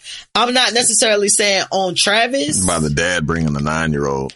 That's like, who the fuck is bringing a 9-year-old to a fucking Travis Scott show? Like, what the fuck? I agree with that. But there were a lot of 14-year-olds and 15-year-olds, and you know what I mean? Like, his crowd is under 21. Like, that under 21 crowd is like his main core, like, audience. But it's just like, you know, the crowd that you dealing with, I feel like it's on the venue. And like you said, it's on the logistics people. But at the end of the day, if your name on the building, you going down for it, you know? I felt like this was so, like, it was just unfortunate. And, you know, I'm with you on, like, why would you take a 9-year-old to a festival at that? Not even like in a stadium where you got your own seat, and how was they going to see anyway? Like, it'd be hard to see at them festivals. Shit's weird. When it's that. Yeah. Do you think Travis will recover from this? Yeah, I'm sure. Yeah, he'll be fine. He'll take a pause for the cause, pay out some money, he'll be all right. Got insurance. That's what insurance is for. Yeah, he definitely about to wipe some shit out. Would you, if that happened at your show, would you have anxiety just performing again? Would you conduct your shows differently? Like, or do you feel like you'll just be like, not. Hey? I mean, yeah, you probably take precautions, but I mean, you gotta keep it. The show must go on. Shit. Motherfuckers gonna still continue to come. That shit, motherfuckers gonna come even more just cause niggas died before. You know what I'm saying? Like, just to say that they lived through it or they died. You know what I mean? Like, that shit. Motherfuckers see some motherfuckers smoke crack, you know, and see the ramifications of that and still smoke crack. So.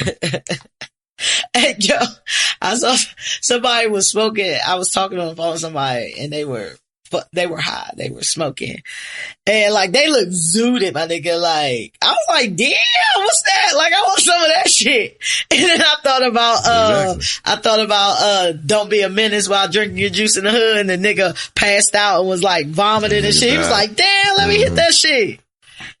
That's exactly how people are. I done seen that shit in real life. Like, I done seen a nigga do a dab and like cough to, like, literally almost died from coughing and shit. And motherfuckers was still passing that shit around. Like, y'all niggas is crazy. Like, damn, I want to hit some of that. I'm cool. Like, I like to get high, but goddamn, not at the fucking, the threat of my life. Right. You know what I mean? But people like that shit. Like, they grab it. It's like a bug light. You know what I'm saying? Like, just go get zapped. Listen. You know what I mean?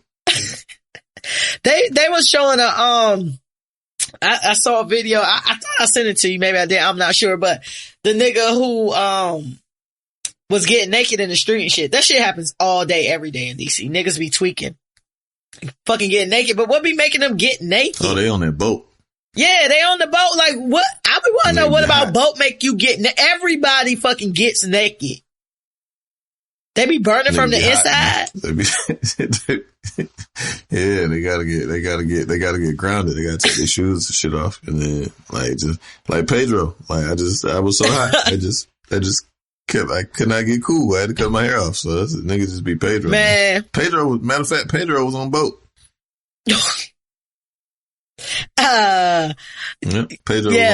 So Pedro was on boat. Y'all, late breaking news here. Wet. You know what I'm saying? Yeah. I'm like, damn, like niggas out here. How do you recover after that? And like, you see niggas, like you see zombies all the time in DC. We call them zombies. Like niggas who just tweaking off that shit, walking around like naked and shit. It's nothing to see a naked motherfucker in the street. That's some sad shit. That shit is wild, man. Like, that is. Niggas just be naked, just dick out. On the pavement. Just hot and hot. On the pavement. Like in the middle of the street with your dick on the road. Your balls is on the median, my nigga. Like, that shit is wicked, what the fuck? Y'all say no to drugs. That shit is wild. Listen, we only condone weed and alcohol. Weed and alcohol. Yeah, I don't want no other type of high. No, I don't want nigga. I don't want no other type of high. Nigga, I told you the edible whooped my ass. I don't want it to be no higher than what an edible can do to me. Like for that amount. You ever take like some mushrooms? I don't even want to be that high on the edible, so I can imagine like I have not. I want to take some shrooms. I do want to hallucinate a little bit. I don't want to hallucinate. Like, I do want to see. Why? Why do you want to see that? Not like, oh no. I don't know. Because I don't know what it is. I want to know what I'm going to see. Like, that should be fire. I want to see what I would see. You know what I mean? Like some shit just like, you know what I mean? Like, I'm too nice. Scared. I'm too happy to like, when I be on drugs, like, I'd be having happy thoughts. So, like, I'm going to see some happy shit. You know what I mean? Like, I want to see, like, some bunny rabbits. Yeah, then you going to see a fucking unicorn, and then a devil going to come out its face, and then a bat going to come out of that shit, and a witch going to come out of that shit. I don't need none of that. I don't want anything that alters. We already taking shit that alters your mood. I don't want to take shit that alters my vision. Like, I can't believe what's in front of me. I don't like that. I want to be able to trust my eyes. I want to get that high. Yeah. I want to see what it is though. That shit seems fun. I've been trying to get some shrooms, man. I just ain't found I need to hit cuz my cuz always got some drugs. That nigga, he's a drug. So is a shroom considered from the earth? It's not altered, right? What makes shrooms? Nah, that shit comes from like shit. It comes from shit, I believe. Yeah, that's why I don't eat mushrooms, like, period. I don't eat fungus. But what makes them, is it a certain type of mushroom that make you hallucinate, or like, how them shits work? Yeah, you ain't eating no portobellos. It ain't no portobellos that you getting out. I don't know. You fucking portobellos. Not the ones that you get from fucking Publix. You can't, not them. Those ain't do it. Oh, I was only gonna get a bag for you. I was gonna have you high all 2022. Yeah, I don't know. I don't know what's up. Like what the composition of whatever they come from to make you. I don't know. It might be some moonshine fucking shit type shit. I don't know. Yeah. So when I get a YouTube, B Hill gonna take some shrooms and we gonna record it and see what his reactions are to it. Yeah, I'm gonna do some shrooms one day. I want to do them. Me and my wife talked about it. It's like, see, I just get scared of doing drugs because, like, I like doing drugs a little bit. So, like, I enjoy smoking weed and I enjoy, like, the edibles is a little too much, but, like, I like certain parts of the edibles. And I like drinking and shit. And so that's why I never did X or, like, sniff no powder, no shit like that. Yeah. I was at my homeboy crib. This was the night before Thanksgiving and shit. And, one of my homeboys was really shit-faced drunk. He came to my house and, like, he was kind of getting on my nerves, so I, like, took him somewhere else to, like, change the scenery and shit. And then, like, my homeboys, I got to their house and all these niggas was sniffing powder and shit. Shit was wild. Like, they was sniffing powder, like, off the dollar bill. And don't get it fucked up. I seen niggas sniff powder. But it was just wild because it was, like, I seen, like, one or two people, you know what I'm saying, party a little bit. They do their thing. But it was, like, four niggas there just passing the toot around and shit. And then, like, my man was drunk. My homeboy that came with me, he was super fucking shit-faced. He done knocked over the powder and shit. The shit was wild. The shit was crazy as fuck. Like, but yeah, niggas was just passing the powder like it was like a J. You know what I'm saying? Like, just passing the shit around, just hitting the shit. I'm like, God damn, how much powder is that? But nah, man, like that, listen, I don't try none of that shit. I remember I used to, kick it with some acquaintances of mine and they used to do that shit. Like, I remember just walking in, like, the bathroom. They had rented a spot, was having a party. And I walked in the bathroom because it was like a 2-stall bathroom. Walk in that joint, it's just a mound of powder in between the two sinks. And they just doing the shit. And I walk in and they act like they offered me some chips. They was like, want some? I was like, nah, I'm cool. Like, what the fuck are y'all doing in here? But the craziest thing I ever seen was a white bitch do coke off the toilet seat in a club. Yeah, that sounds about off right. The toilet seat, my nigga. Like, I seen one of my homeboys. We had, my man was like, he was selling a little powder and shit. And one of my homeboys did powder and shit. And he was like, and we was like, at this point, this was 06, 07. So that shit wasn't the coolest thing in the world to do, especially around us. So my homie was like, man, you a damn fiend, like just fucking with him and shit. And he had a screwdriver. And he had put the shit, like he had dipped the shit in the bag.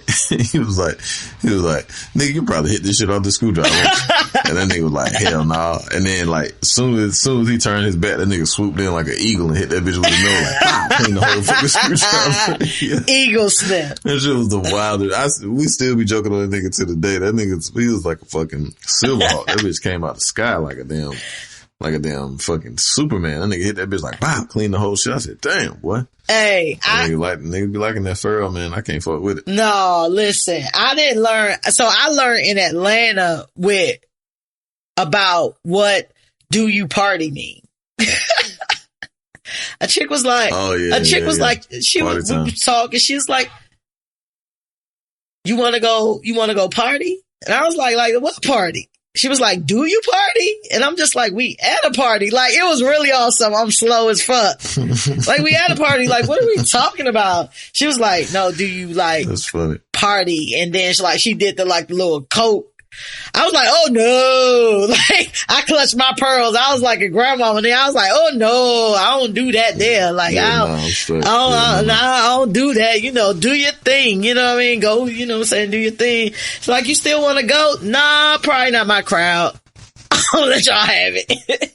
Thank you. You have a good one. Party time. Hey, if you were... Yeah, that's the lingo for that shit, man. Party time. I ain't know. It's like, do you party? Now, I've been asked a couple times since then, do I party? But now I know what do you party mean. I'll be like, nah, I'm good. Like, I ain't even know you party. Nah. So that's the thing. You don't even be knowing people be partying who be partying, though. Party next door. Hiding from Ari. Listen, if you were at the concert and you were not hurt at all, but you witnessed the trauma, would you sue? Would you be a part of these lawsuits? Yeah, considering what I know, this is what I do for a living, so absolutely. That's what I said. I was like, I am too. I could have been in the parking lot. You giving me a piece of this bread, bro. Yeah, it'd be a class action. Big class action. $3 billion we talking about here. Well, I think is, you know, Travis Scott, Astroworld catastrophe is, I'm sure we both can agree that is, shit. Sure. Last but not least, so again, like a week ago, Drake and Kanye made up. Kanye and Drake decided that they was going to go through a new harmonious phase in their relationship, and made it official, at Drake's, dinner that he had in Toronto in his mega home. And Kanye went on Instagram with a very awkward and weird apology, standing up there with no other than fucking Jay Prince. You know, Jay Prince is a gangster / mogul / peacemaker, I guess. Air quotes on the peacemaker. Then they, you know, pose for some pictures and shit, like some real awkward shit. And then later on, they came to say that Drake and Kanye is now going to headline the Free Larry Hoover concert. Drake makes up with everybody. Is Drake a pussy or he just playing industry games? Short. In your opinion? Life's too short, man. Them niggas, I mean, they ain't fight. You know what I'm saying? Ain't nobody do nothing. You know what I'm saying? Ain't nobody get hurt, man. Life too short, man. Like, these niggas is two of the biggest artists ever. Like, it is what it is. Like, yeah, I ain't mad at it. You know what I'm saying? Like, I'm glad that shit is over. I hope they can make some dope music. Like, you glad it's over, but like, what was going on that was so like, that this is even a conversation? Did anybody even care that Drake and Kanye don't fuck with each other? In real life, did anybody really care? No, it was the worst beef of all time. Like, that shit was the lamest shit ever. Like, nobody gives a fuck about that shit. I'm just like, yo, like, here's the thing. I could not fuck with you and not care. You know what I'm saying? Like, just because I don't fuck with you mean that you on my mind and we need to make peace. You know what I'm saying? Like, you live your life, I live my life. You know what I'm saying? Like, Kanye ain't making no good music any fucking way. Drake don't need Kanye. Kanye need Drake more than Drake need Kanye. Shit, Kanye says, I say what you want. That fucking Donda got some shit on. Like, what you got? Like what? Oh, I like the shit. I mean, I don't know the name of the song. I can look it up. I like the shit with Lil Baby. I like the shit with the Lil Baby. The shit with Weeknd is fire. And Thug, I think it's Weeknd. Is it Weeknd? I just feel like if you can't remember it, can't be as memorable as you're trying to make it. It's a million songs that come out every day. It is. I can't remember all these songs. If it's fire, because I feel like fire is like I've listened. High regard. You wouldn't just forget about fire. Donda, hold on. I like it. I added several of the songs on my playlist because I listen to an album like 2 or 3 times and then like I just add the shit I like to a playlist. Not a playlist, but just Hurricane was fire. Praise God was hard. I like Jail. It's mad shit on this motherfucker though. Off the Grid. I know. Off the Grid. That shit was fire. I like all that shit. Interesting. Why do we need the Free Larry Hoover is my question. Why do we need to free Larry? He was wrongly accused and convicted. He was wrongly Was Larry Hoover not the leader of a gang? Was he not the leader of a gang? Do we think that Larry Hoover is this innocent guy that's in jail? I mean, he's been in jail for 40 years. Didn't he lead, wasn't he the leader of a gang that did, heinous I mean, they never found any bodies. No, they never found any bodies. He was in jail for murder when he got hit with the extortion and shit.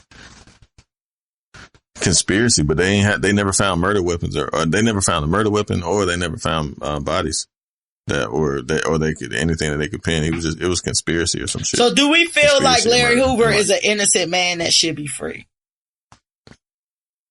That we should spend this type of time and this type of star power on Larry Hoover when Kanye and Drake could use their star power for maybe something a little more realistic that could help I don't know enough about the situation for Larry Hoover to be totally honest, so I can't really speak to it, but I know that he did a lot of impactful shit for Chicago. I think I think he was also infiltrated as well by the federal government, if I'm not mistaken.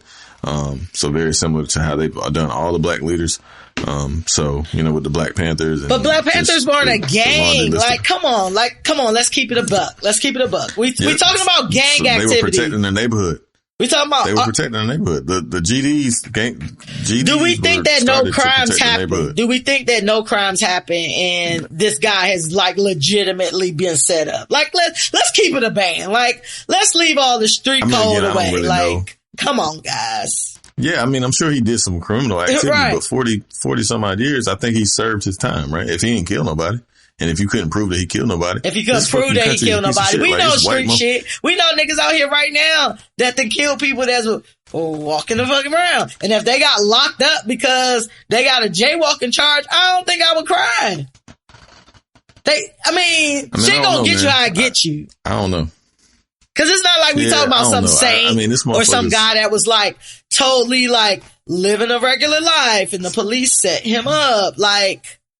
Now, don't get me wrong. Yes, there's white people that get away with shit all the time. Yes, we know that. But I'm just saying, we're not talking about an innocent guy here. Yeah, but if he served his time and he should be out of jail, and there's certain acts laws that have been passed that have allowed people with more extensive charges and things like that to. I agree that the system is not fair. He should be able to come home just the same. I agree that the system is not fair. I 100% believe that. I actually believe that all the people who do the fucking crimes that they do, especially when it comes to taking someone's life, it don't. Just because this person got off, that don't make it right. That person shouldn't have got off either. All y'all should be riding in that hole. As far as I'm concerned, if you ever unlawfully take a life where you're not defending yourself.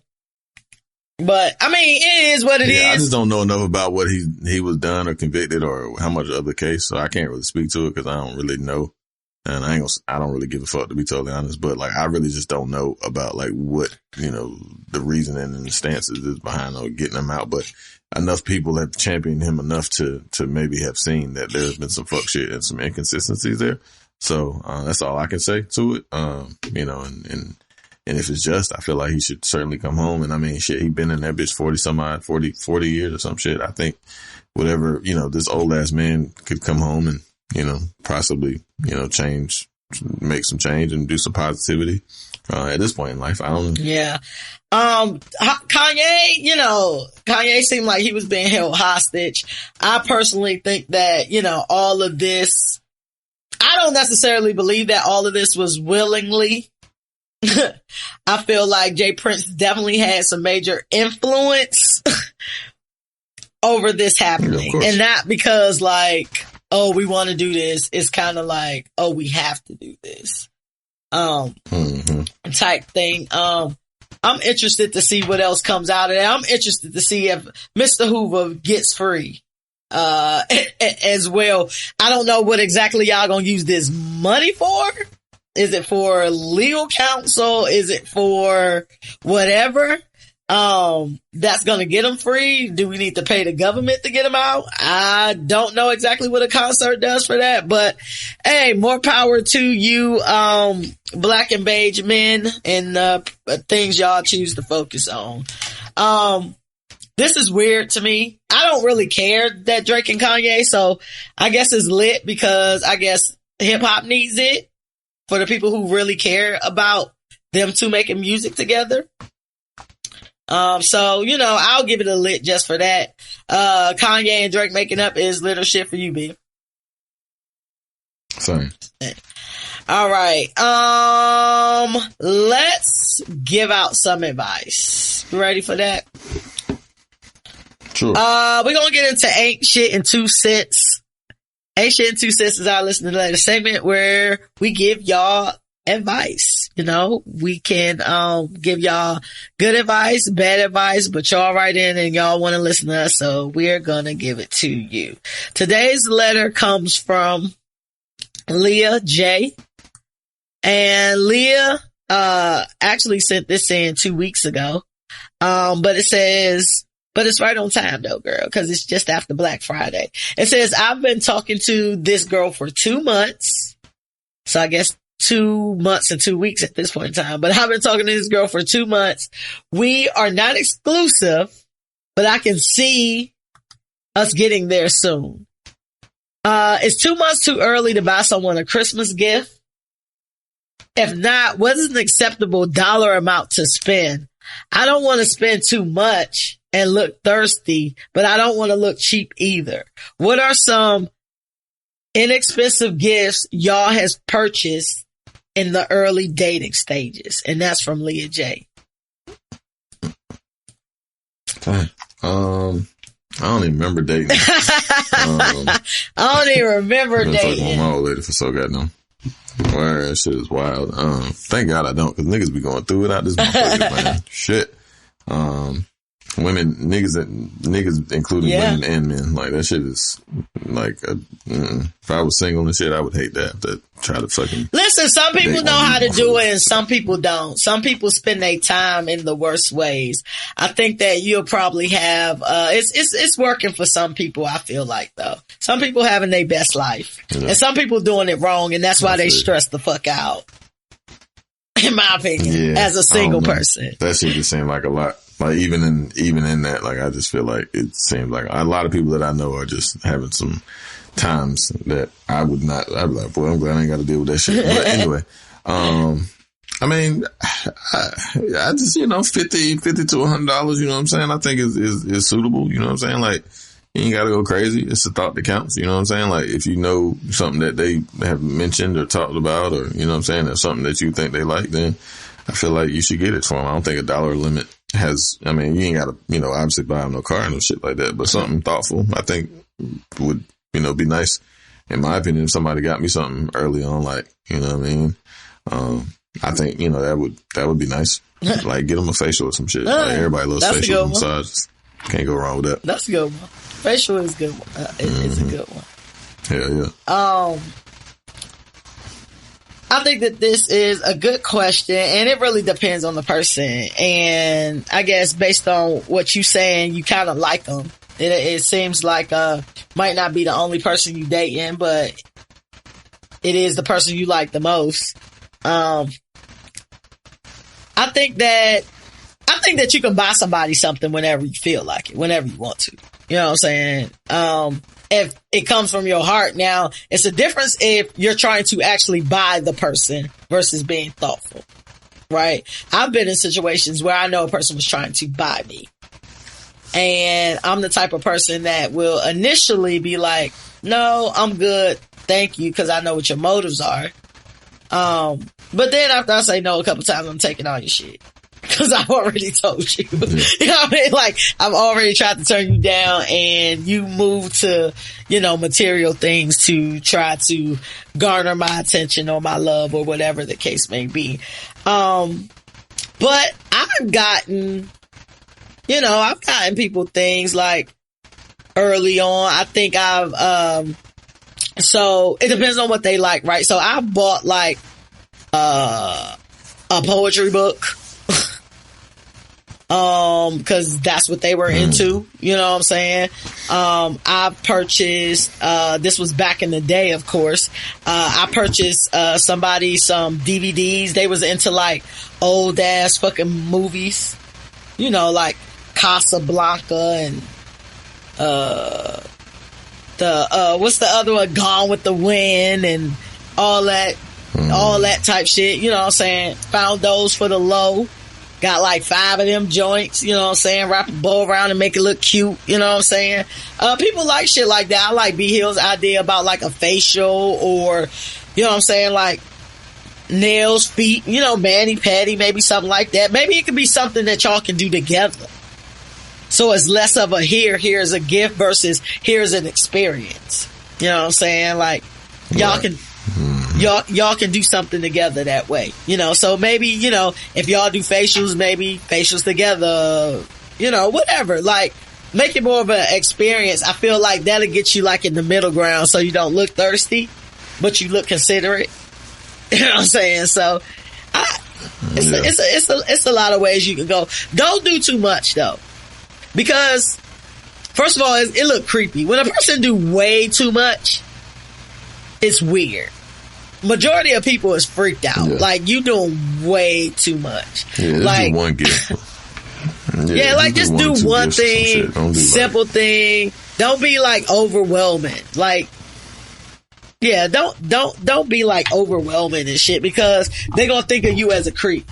And you don't want to be thought of as a creep. Nobody wants to be a creep. But yeah, I vote for, do something together where it can be an experience for y'all. That's my vote. Let me know how I go though. You know, long as it's coming from the heart, I'm sure they'll like it, you know? Anything else for Leah? Nah, I don't. I got nothing for you. All right, Leah, let us know what's popping. And if y'all need to know what's popping, you know, still sending the letters. We gonna see what's popping, you know? And that's at the ain'tshitshow@gmail.com. Let's get into free smoke.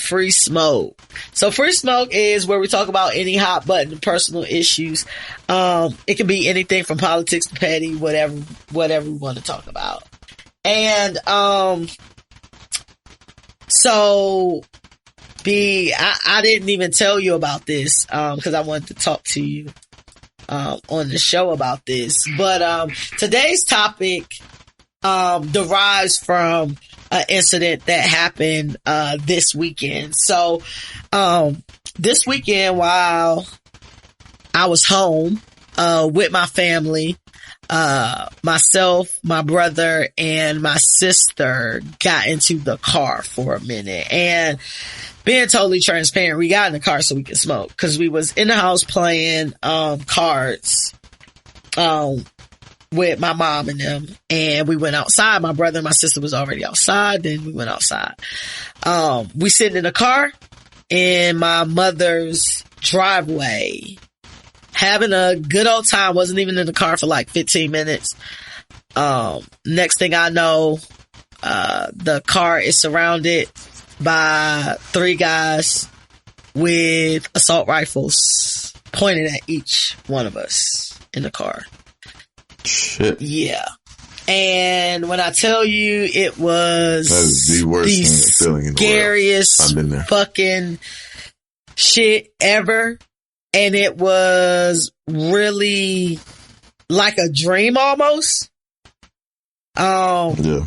You look up and you processing what you looking at. Like, you trying to process, like, am I seeing what I think I'm seeing? You know what I'm saying? And, they're literally like, I look up and I'm looking down the barrel of an assault rifle. And due to some hesitation and some quick thinking, like, from my brother, we got out of there with our lives. And, you know, that night was a whole fucking ordeal, and it happened right in the parking. It happened right in the driveway. And it was just bad. It was just bad. But, I bring it up because after it happened and after I'm sitting in like the police precinct, the first thing I'm thinking about is how I got caught slipping, right? Like normally, or you would like to think that you kind of on your P's and Q's, you know, you are streetwise, you know. My brother was pulled into the driveway. That was the first thing. I was just like, we don't normally be pulled into the driveway. All of them backs into the driveway. I'm the only one that don't have a rear view camera. My car is old. Right. And I don't have a rear view camera, but everybody else, I'm not saying they can't back in, but it makes it a lot easier. But normally that's what happened. And I'm just like, it's a lot going on right now. And I feel like we should talk about like ways to protect yourself. Whether it is protecting yourself from violence, protecting yourself from scams, protecting your family, just protecting yourself in general, because we are now in the hungriest season of the year. Niggas who ain't got it, trying to get it. Sure. Niggas who want more, trying to take yours. And it gets dark early. And it gets dark early. Yep. And, you know, just off that, be like, a person wouldn't even think that will play a major part in crime, and it does. Yeah. So, I just wanted to talk about just like, you know, ways to protect yourself. And, you know, if it's any scams or anything we know about, just educate the people, you know, real quick with our, you know, buckets of knowledge. Have you ever been in that type of situation before? Have you ever been held at gunpoint? Hell yeah. Like I was in, hell yeah, more than I'd like to. Yeah, I've been on both sides of that fucking, on that situation. That shit is not fun either way. You know what I'm saying? Like that shit is trash. Like, yeah, I used to be wild, and a lot of my friends are still wild. Not as wild, thank God, but like I've been in a lot of precarious positions where my life was on the line in multiple situations. Yeah, that shit's not. And yeah, I've came a long way from looking at how I live and how I moved in these streets. I've came a long way, and I'm super thankful and proud and have immense gratitude for the life that I live, because the life that I used to live was much wilder in my early 20s and teens and early 20s. Look at God, won't he do it? Yeah, I done been around a lot of pistols in a lot of different situations and scenarios that I pray to God my kids never have to endure. And a lot of the times it was not even necessarily, necessary, to be in those predicaments or whatever, but it is what it is. You play those games, you gotta understand the rules and the regulations of it. So, that shit sucks. I'm sorry that you guys had to go through that. It is definitely a traumatic experience for sure. It is traumatic. Cause I've been robbed. Been in shootouts. I done been in goddamn plenty of fights that turned into shootouts, all type of shit. I done been through a lot of wild shit, you know what I'm saying? And a lot of that, I'll be honest, a lot of the things I was able to avoid too, cause like I said, my niggas was way wilder than I was, you know what I'm saying? So, I just necessarily had to go to work, or I might be out of bounds with a girl or something, you know what I'm saying? And I come back to the crib and, it's a fucking crazy story, and niggas is doing all type of crazy shit and getting this and pulling that. Like I done seen a lot of wild shit, you know what I'm saying? A lot of niggas die and shit. Like that shit is trash. Like that street shit is garbage, but it's inevitable. And even if you ain't even in the streets necessarily, shit happens, right? So you gotta be on your P's and Q's. But even when you, try to not be caught slipping and shit, sometimes motherfucker just got to drop on you. You know what I'm saying? Like, so, you look at so when you say like a nigga got the drop on you, so if you giving advice, right? So you've done that type of thing. So you've been behind the scenes. What advice would you give people about just that? I guess. Always know where your exits are. Yep. Wherever you go, don't ever sit with, one of the movies that I said Malcolm X was so impactful. In the movie, he said, never sit with your back to the door. As a 10-year-old child, I never said, since then, I've never sat with my back to the door. I always got to see, who's coming in. I don't like to see who's behind me. Be aware, like I said, be aware of your surroundings as much as you can. Like, everybody's looking down at their phone, me included. Yeah. So I be off point a lot of the times because I'm fucking looking at my phone. You know know what I'm saying? And that's the easiest way to get a motherfucker, because all you need is 2 or 3 seconds to, you know what I'm saying, subdue a motherfucker, you know what I'm saying, to get the drop on a motherfucker. So, try not to be on your phone nearly as much. I notice, like, when I be sitting, like, in my car or some shit, I get to scrolling and shit, and I be like, God damn, motherfucker could have just walked up and did anything to me, you know what I'm saying? Like, yeah.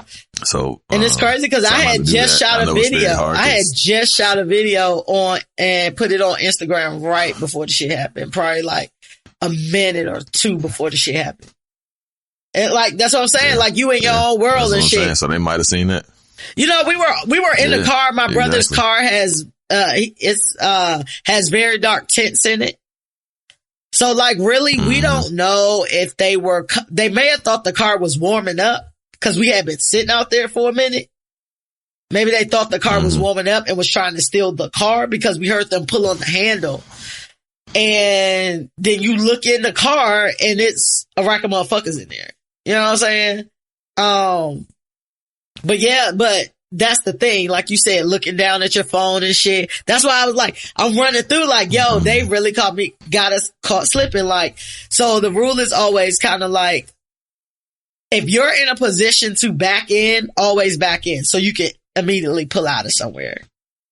If you ever have to do some shit like that, when you sitting in your car waiting on somebody, like even like at the gas station, like sitting in the car, I'm looking down at my phone waiting for my brother to come out, and then I looked up like, oh shit, like I'm really acting like I ain't in the hood. And I just sat back and just started looking, you know what I mean? Start paying attention to my mirrors and shit. You know what I'm saying? Like, oh, nah, I'm really tripping out this joint. Like, don't get that comfortable. Yeah. It's very easy to get comfortable.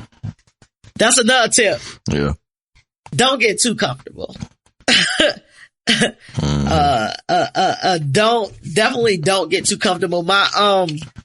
Stay strapped, man. Keep your fucking pistol. If you have a go get a gun. Not to say that that's the end all be all. But if it's between you or them, like, you want it to be them. Yeah, if you can I'd rather have one than not. You see what I'm saying? Like, just in case some shit do pop off. You know what I'm saying? And if you have a gun, do it legally so that you don't get jammed up in no fuck shit if at all possible. But, I mean, if you're out in these streets, you gotta have a pistol too if you thugging. Yeah. You know what I'm saying? So get you a strap. Use that motherfucker so you know how to use that motherfucker when it comes to it. And yeah, man. Yeah. Keep that motherfucker ready. Yes, I feel. Keep your knife on you. I keep a knife on me all the time. You know what I'm saying? Cause just in case, I mean, I got my conceal, so I keep my pistol with me too when I go to the mall and like big areas and shit. But I'm in close quarters, I keep a little pocket knife on me just in case, you know what I'm saying? That's a good tip too. My daddy did that though. My pops always kept a pocket knife on him, like, you know what I'm saying, for whatever reason. So yeah, I just started doing that. For like $9. I really just started carrying a knife on me probably in the past 3-4 years. Like, my siblings used to always be on me like, you ain't even got no knife, you ain't even got nothing, you know what I mean? You ain't got nothing on you, you know, cause they always ready. Cause they stayed in the city, you know what I'm saying? So they always ready. So I just really started, you know, like carrying a knife on me. Like, I feel like everybody should have, ladies, I feel like everybody should have a knife, a taser, and a gun. And some pepper spray. That'll help too. And you can put that on your keys. Sure. Like, another tip. First of all, y'all already know I watch a lot of true crime. I listen to a lot of true crime. So a lot of shit, I'll be like, you know, you be judging from the other side like, that's stupid. Why would she do that? Why would she go with him? Like, that seems like a trap. But never go to a second location. Never. If a person gonna shoot you, let them shoot you right there where everybody else at. Like, never leave the location. And what you want to do is make as much noise as possible. Believe it or not, majority of people don't want to shoot nobody. They just want to coerce you.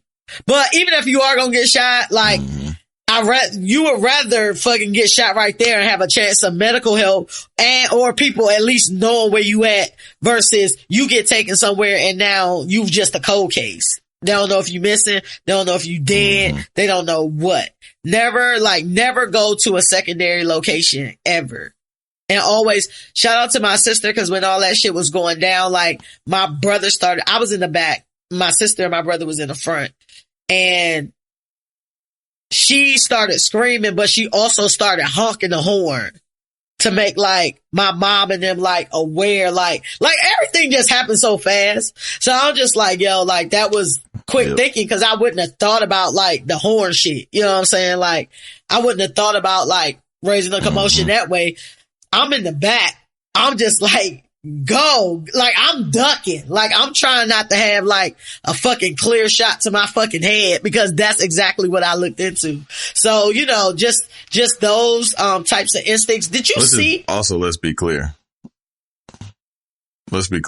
You never know what the fuck is going to happen to you in them situations. Oh, 100%. Motherfuckers you can have all the plans in the world. Until you get hit. Like, that shit just, yeah, that motherfucker, like, trust me, man. I done been in some wild situations and, you know, seen all type of shit, man. And motherfuckers do all type of shit. You know what I'm saying? That, like, when you on the other side of that pistol, man, that shit is the most scary shit. When your life is, like, truly on the line and threatened, you'd be surprised what happens, because shit happens so fast. Like you said, it's so fast. You know, like everybody got a plan until that shit happen, because nobody anticipates that, you know, they gonna get, you know, a pistol pulled on them, or, you know, in that situation at that particular moment. Nobody plans that in their day. Bruh. You know what I mean? To be prepared for it. Hell yeah. That was probably the longest minute of my life, because at the end of the day, for real, the guns that these niggas had, if they wanted us dead, we would be dead. Because all that, you know, it's a fucking assault rifle. All you gotta do is tap the trigger. You know what I mean? You just shot the whole car up, and y'all at point blank range. Like, I'm just like, yo, like, you know, it was just a lot. I ain't gonna even go any further deeper into it, but yes, you never know what you're gonna do. So just make sure that you're, protected as much as possible. Don't keep stuff off your seats. Keep valuable things off your car seat. Not even just when you're leaving the car. Like, it is nothing for a nigga to see your purse in the driver's seat and you pull up to the light and he bust your shit and take your purse, or bust your shit and take your car. Like, don't entice people with stuff. They will break in your car, and especially another tip, stop thinking your city so safe. Stop thinking your city was so safe. I was in North Carolina this weekend and I had some shit in my back seat and I needed to cover the shit up because it couldn't fit in my trunk, because I had shit in my trunk. And it's like, oh, ain't nobody gonna take it around here. You shitting me? It's fucking broke people everywhere. It's motherfucking niggas that just on drugs everywhere that need something to sell. You know what I mean? Like, listen, I don't need nobody breaking in my car for no bullshit. And what's even worse, they break in your car and ain't nothing really even in the shit. You just showed them a bag and now you gotta pay a damn deductible or some shit, get the window fixed. Like, Stop doing that. Word. Another ruse I was made aware of, by somebody in my family. It was somebody came up to the car and was tapping on the car with a banana. Right? A banana seemed not like intimidating, like at all. So of course you like, what the fuck is going on? You roll down the window, they put a fucking gun in your face. Like, for sure. That is like, crazy as fuck. What other like just streetwise tips you got? Oh, I got one. Unless it's somebody else at your house, if you live by yourself and you ain't got nobody, or you ain't got nobody watching your house, don't post your vacations. Don't post while you on vacation. Oh yeah. You want to stagger that shit. You know what I'm saying? Unless if other people live in your house and shit, cool. But like, if you live by yourself, don't be posting that shit. Another thing with vacations as well. I don't know no black people that got hit with this scam, but I know a white person personally and some other people that I saw on TV hit with this scam. They'll call the grandparents or the parents of a child meaning anybody that you gave birth to, they could be 30, out of country, saying they got your child hostage and that you need to send them money to get your child back. When really your child just in Amsterdam. But you know how they found out? From social media, that's where the person is. So it's all types of scams out here. The other tip I would recommend, get a doorbell camera. Get some type of cameras outside your house. Oh yeah, definitely. Yeah, definitely have multiple cameras outside your house. No the doubt. first thing the police said was get like, an alarm system. we gonna go get the Ring shit. cameras tomorrow. Like we opening up the investigation. We going to get all of the doorbell cameras because there's a lot of doorbell cameras in your area. Doorbell cameras is the new TMZ. Like Ring is the new news. Yeah. For sure. So yeah. Doorbell cameras are not expensive. You can even get doorbell cameras if you stay in an apartment. I stay in an apartment. They have a Ring just for that you don't have to hardwire. They have all different types of doorbell cameras. Ring is just a brand, but I would definitely say, get some cameras. Sure.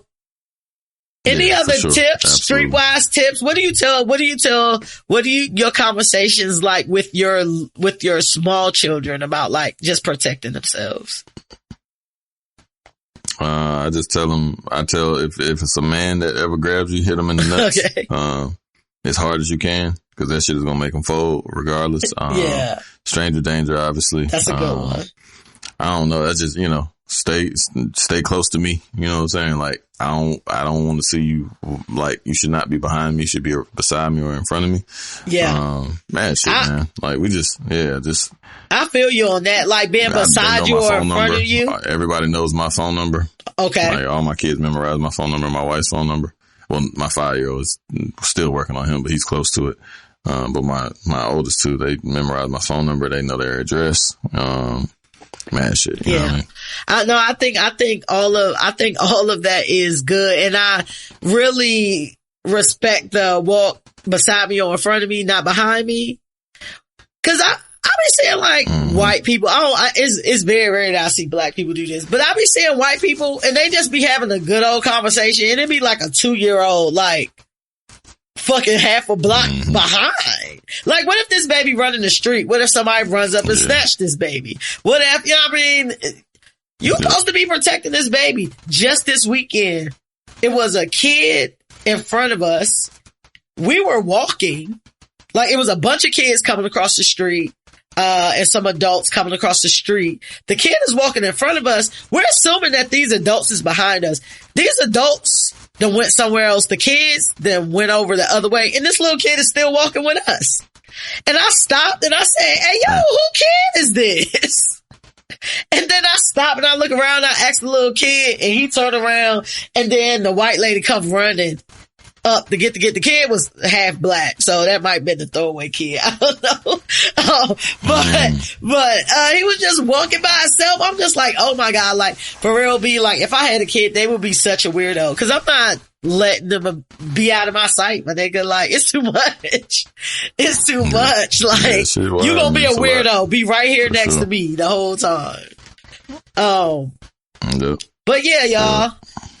I was gonna ask you, did you see the robbery in New York in the restaurant in the broad day? I thought it was LA. I thought it was New York. Talking about when they were sitting at the table. How smooth the nigga rolled up, the two niggas rolled up on the niggas, robbed them, and then walked straight away. See, that's the thing. Like, some of that time, like, even if you got a strap, you can't do shit. Like, you know what I'm saying? I mean, if you do it, like, nigga gonna shoot you. You know what I'm saying? Like, so sometimes the motherfucker just got to drop on you. You know what I'm saying? Like, that shit is just the reality of it. Like, sometimes it's just your time. You know what I mean? If somebody wants something, I just say, you know what I'm saying? You just should give it up. You know what I'm saying? Like, it ain't worth risking your life for stuff. You know what I'm saying? Just to see if they gonna shoot. Right. Or not. You know what I'm saying? If y'all gonna play chicken, or not. But be prideful though. Yeah. Just get the shit up, cause you can always get more shit. And if the shit that expensive, you should have some type of insurance on it anyway. But yeah. While y'all out here, man, just protect yourself. And that's from everything from scams. Oh, scams. I got a quick one about scams. If you ever buy anything off the street, I don't care if that shit is sealed up. You know it's hot. You about to buy it off the street. Open that shit up. I don't care how fresh the packaging is. Open it up. And if you can, make sure it works, depending on whatever you buying. Because I ain't gonna call no names. They in my family bought a damn iPhone, fresh iPhone packaging, looked everything like Apple. Took out the phone and looked just like an iPhone. That bitch was an alarm clock. That shit didn't even come on like an iPhone. It came on like some damn made in China wish shit. Like that. I know nigga was sick. Hey, bruh, sick. And then I know someone who bought a stereo system. Sealed up, everything, fresh packaging. Know what was in that bitch? Bricks. Bricks was in that bitch. All type bricks. Listen, it ain't packaging. We can get all types of packaging. Niggas can get shrink wrap. Niggas can glue boxes. Niggas can manufacture boxes that look exactly like the shit. When I used to work for consumer goods manufacturer, people used to sell fake toilet paper, fake damn diapers, fake with the official looking packages on the joint. And the company didn't make that shit at all. So if you buy anything hot, just make sure you open that shit. And thank y'all for listening to us, man. Make sure y'all subscribe to the show. We will get y'all golden shitty. So listen to this and also come back. Hit us up at the ain'tshitshow.com. Y'all know that we are on social and, continue to leave comments and, write reviews on Apple Podcasts or whatever platform allows you to write reviews. Y'all know I like to end the show with a quote. And today's quote is, maturity is accepting that you won't always get answers to the shit that hurts you. Make sure you heal anyway. And until next time, I want y'all to manifest y'all destiny. Keep washing y'all hands still, cause, the Omarion variant is out here. And the marathon continues. We out. Peace.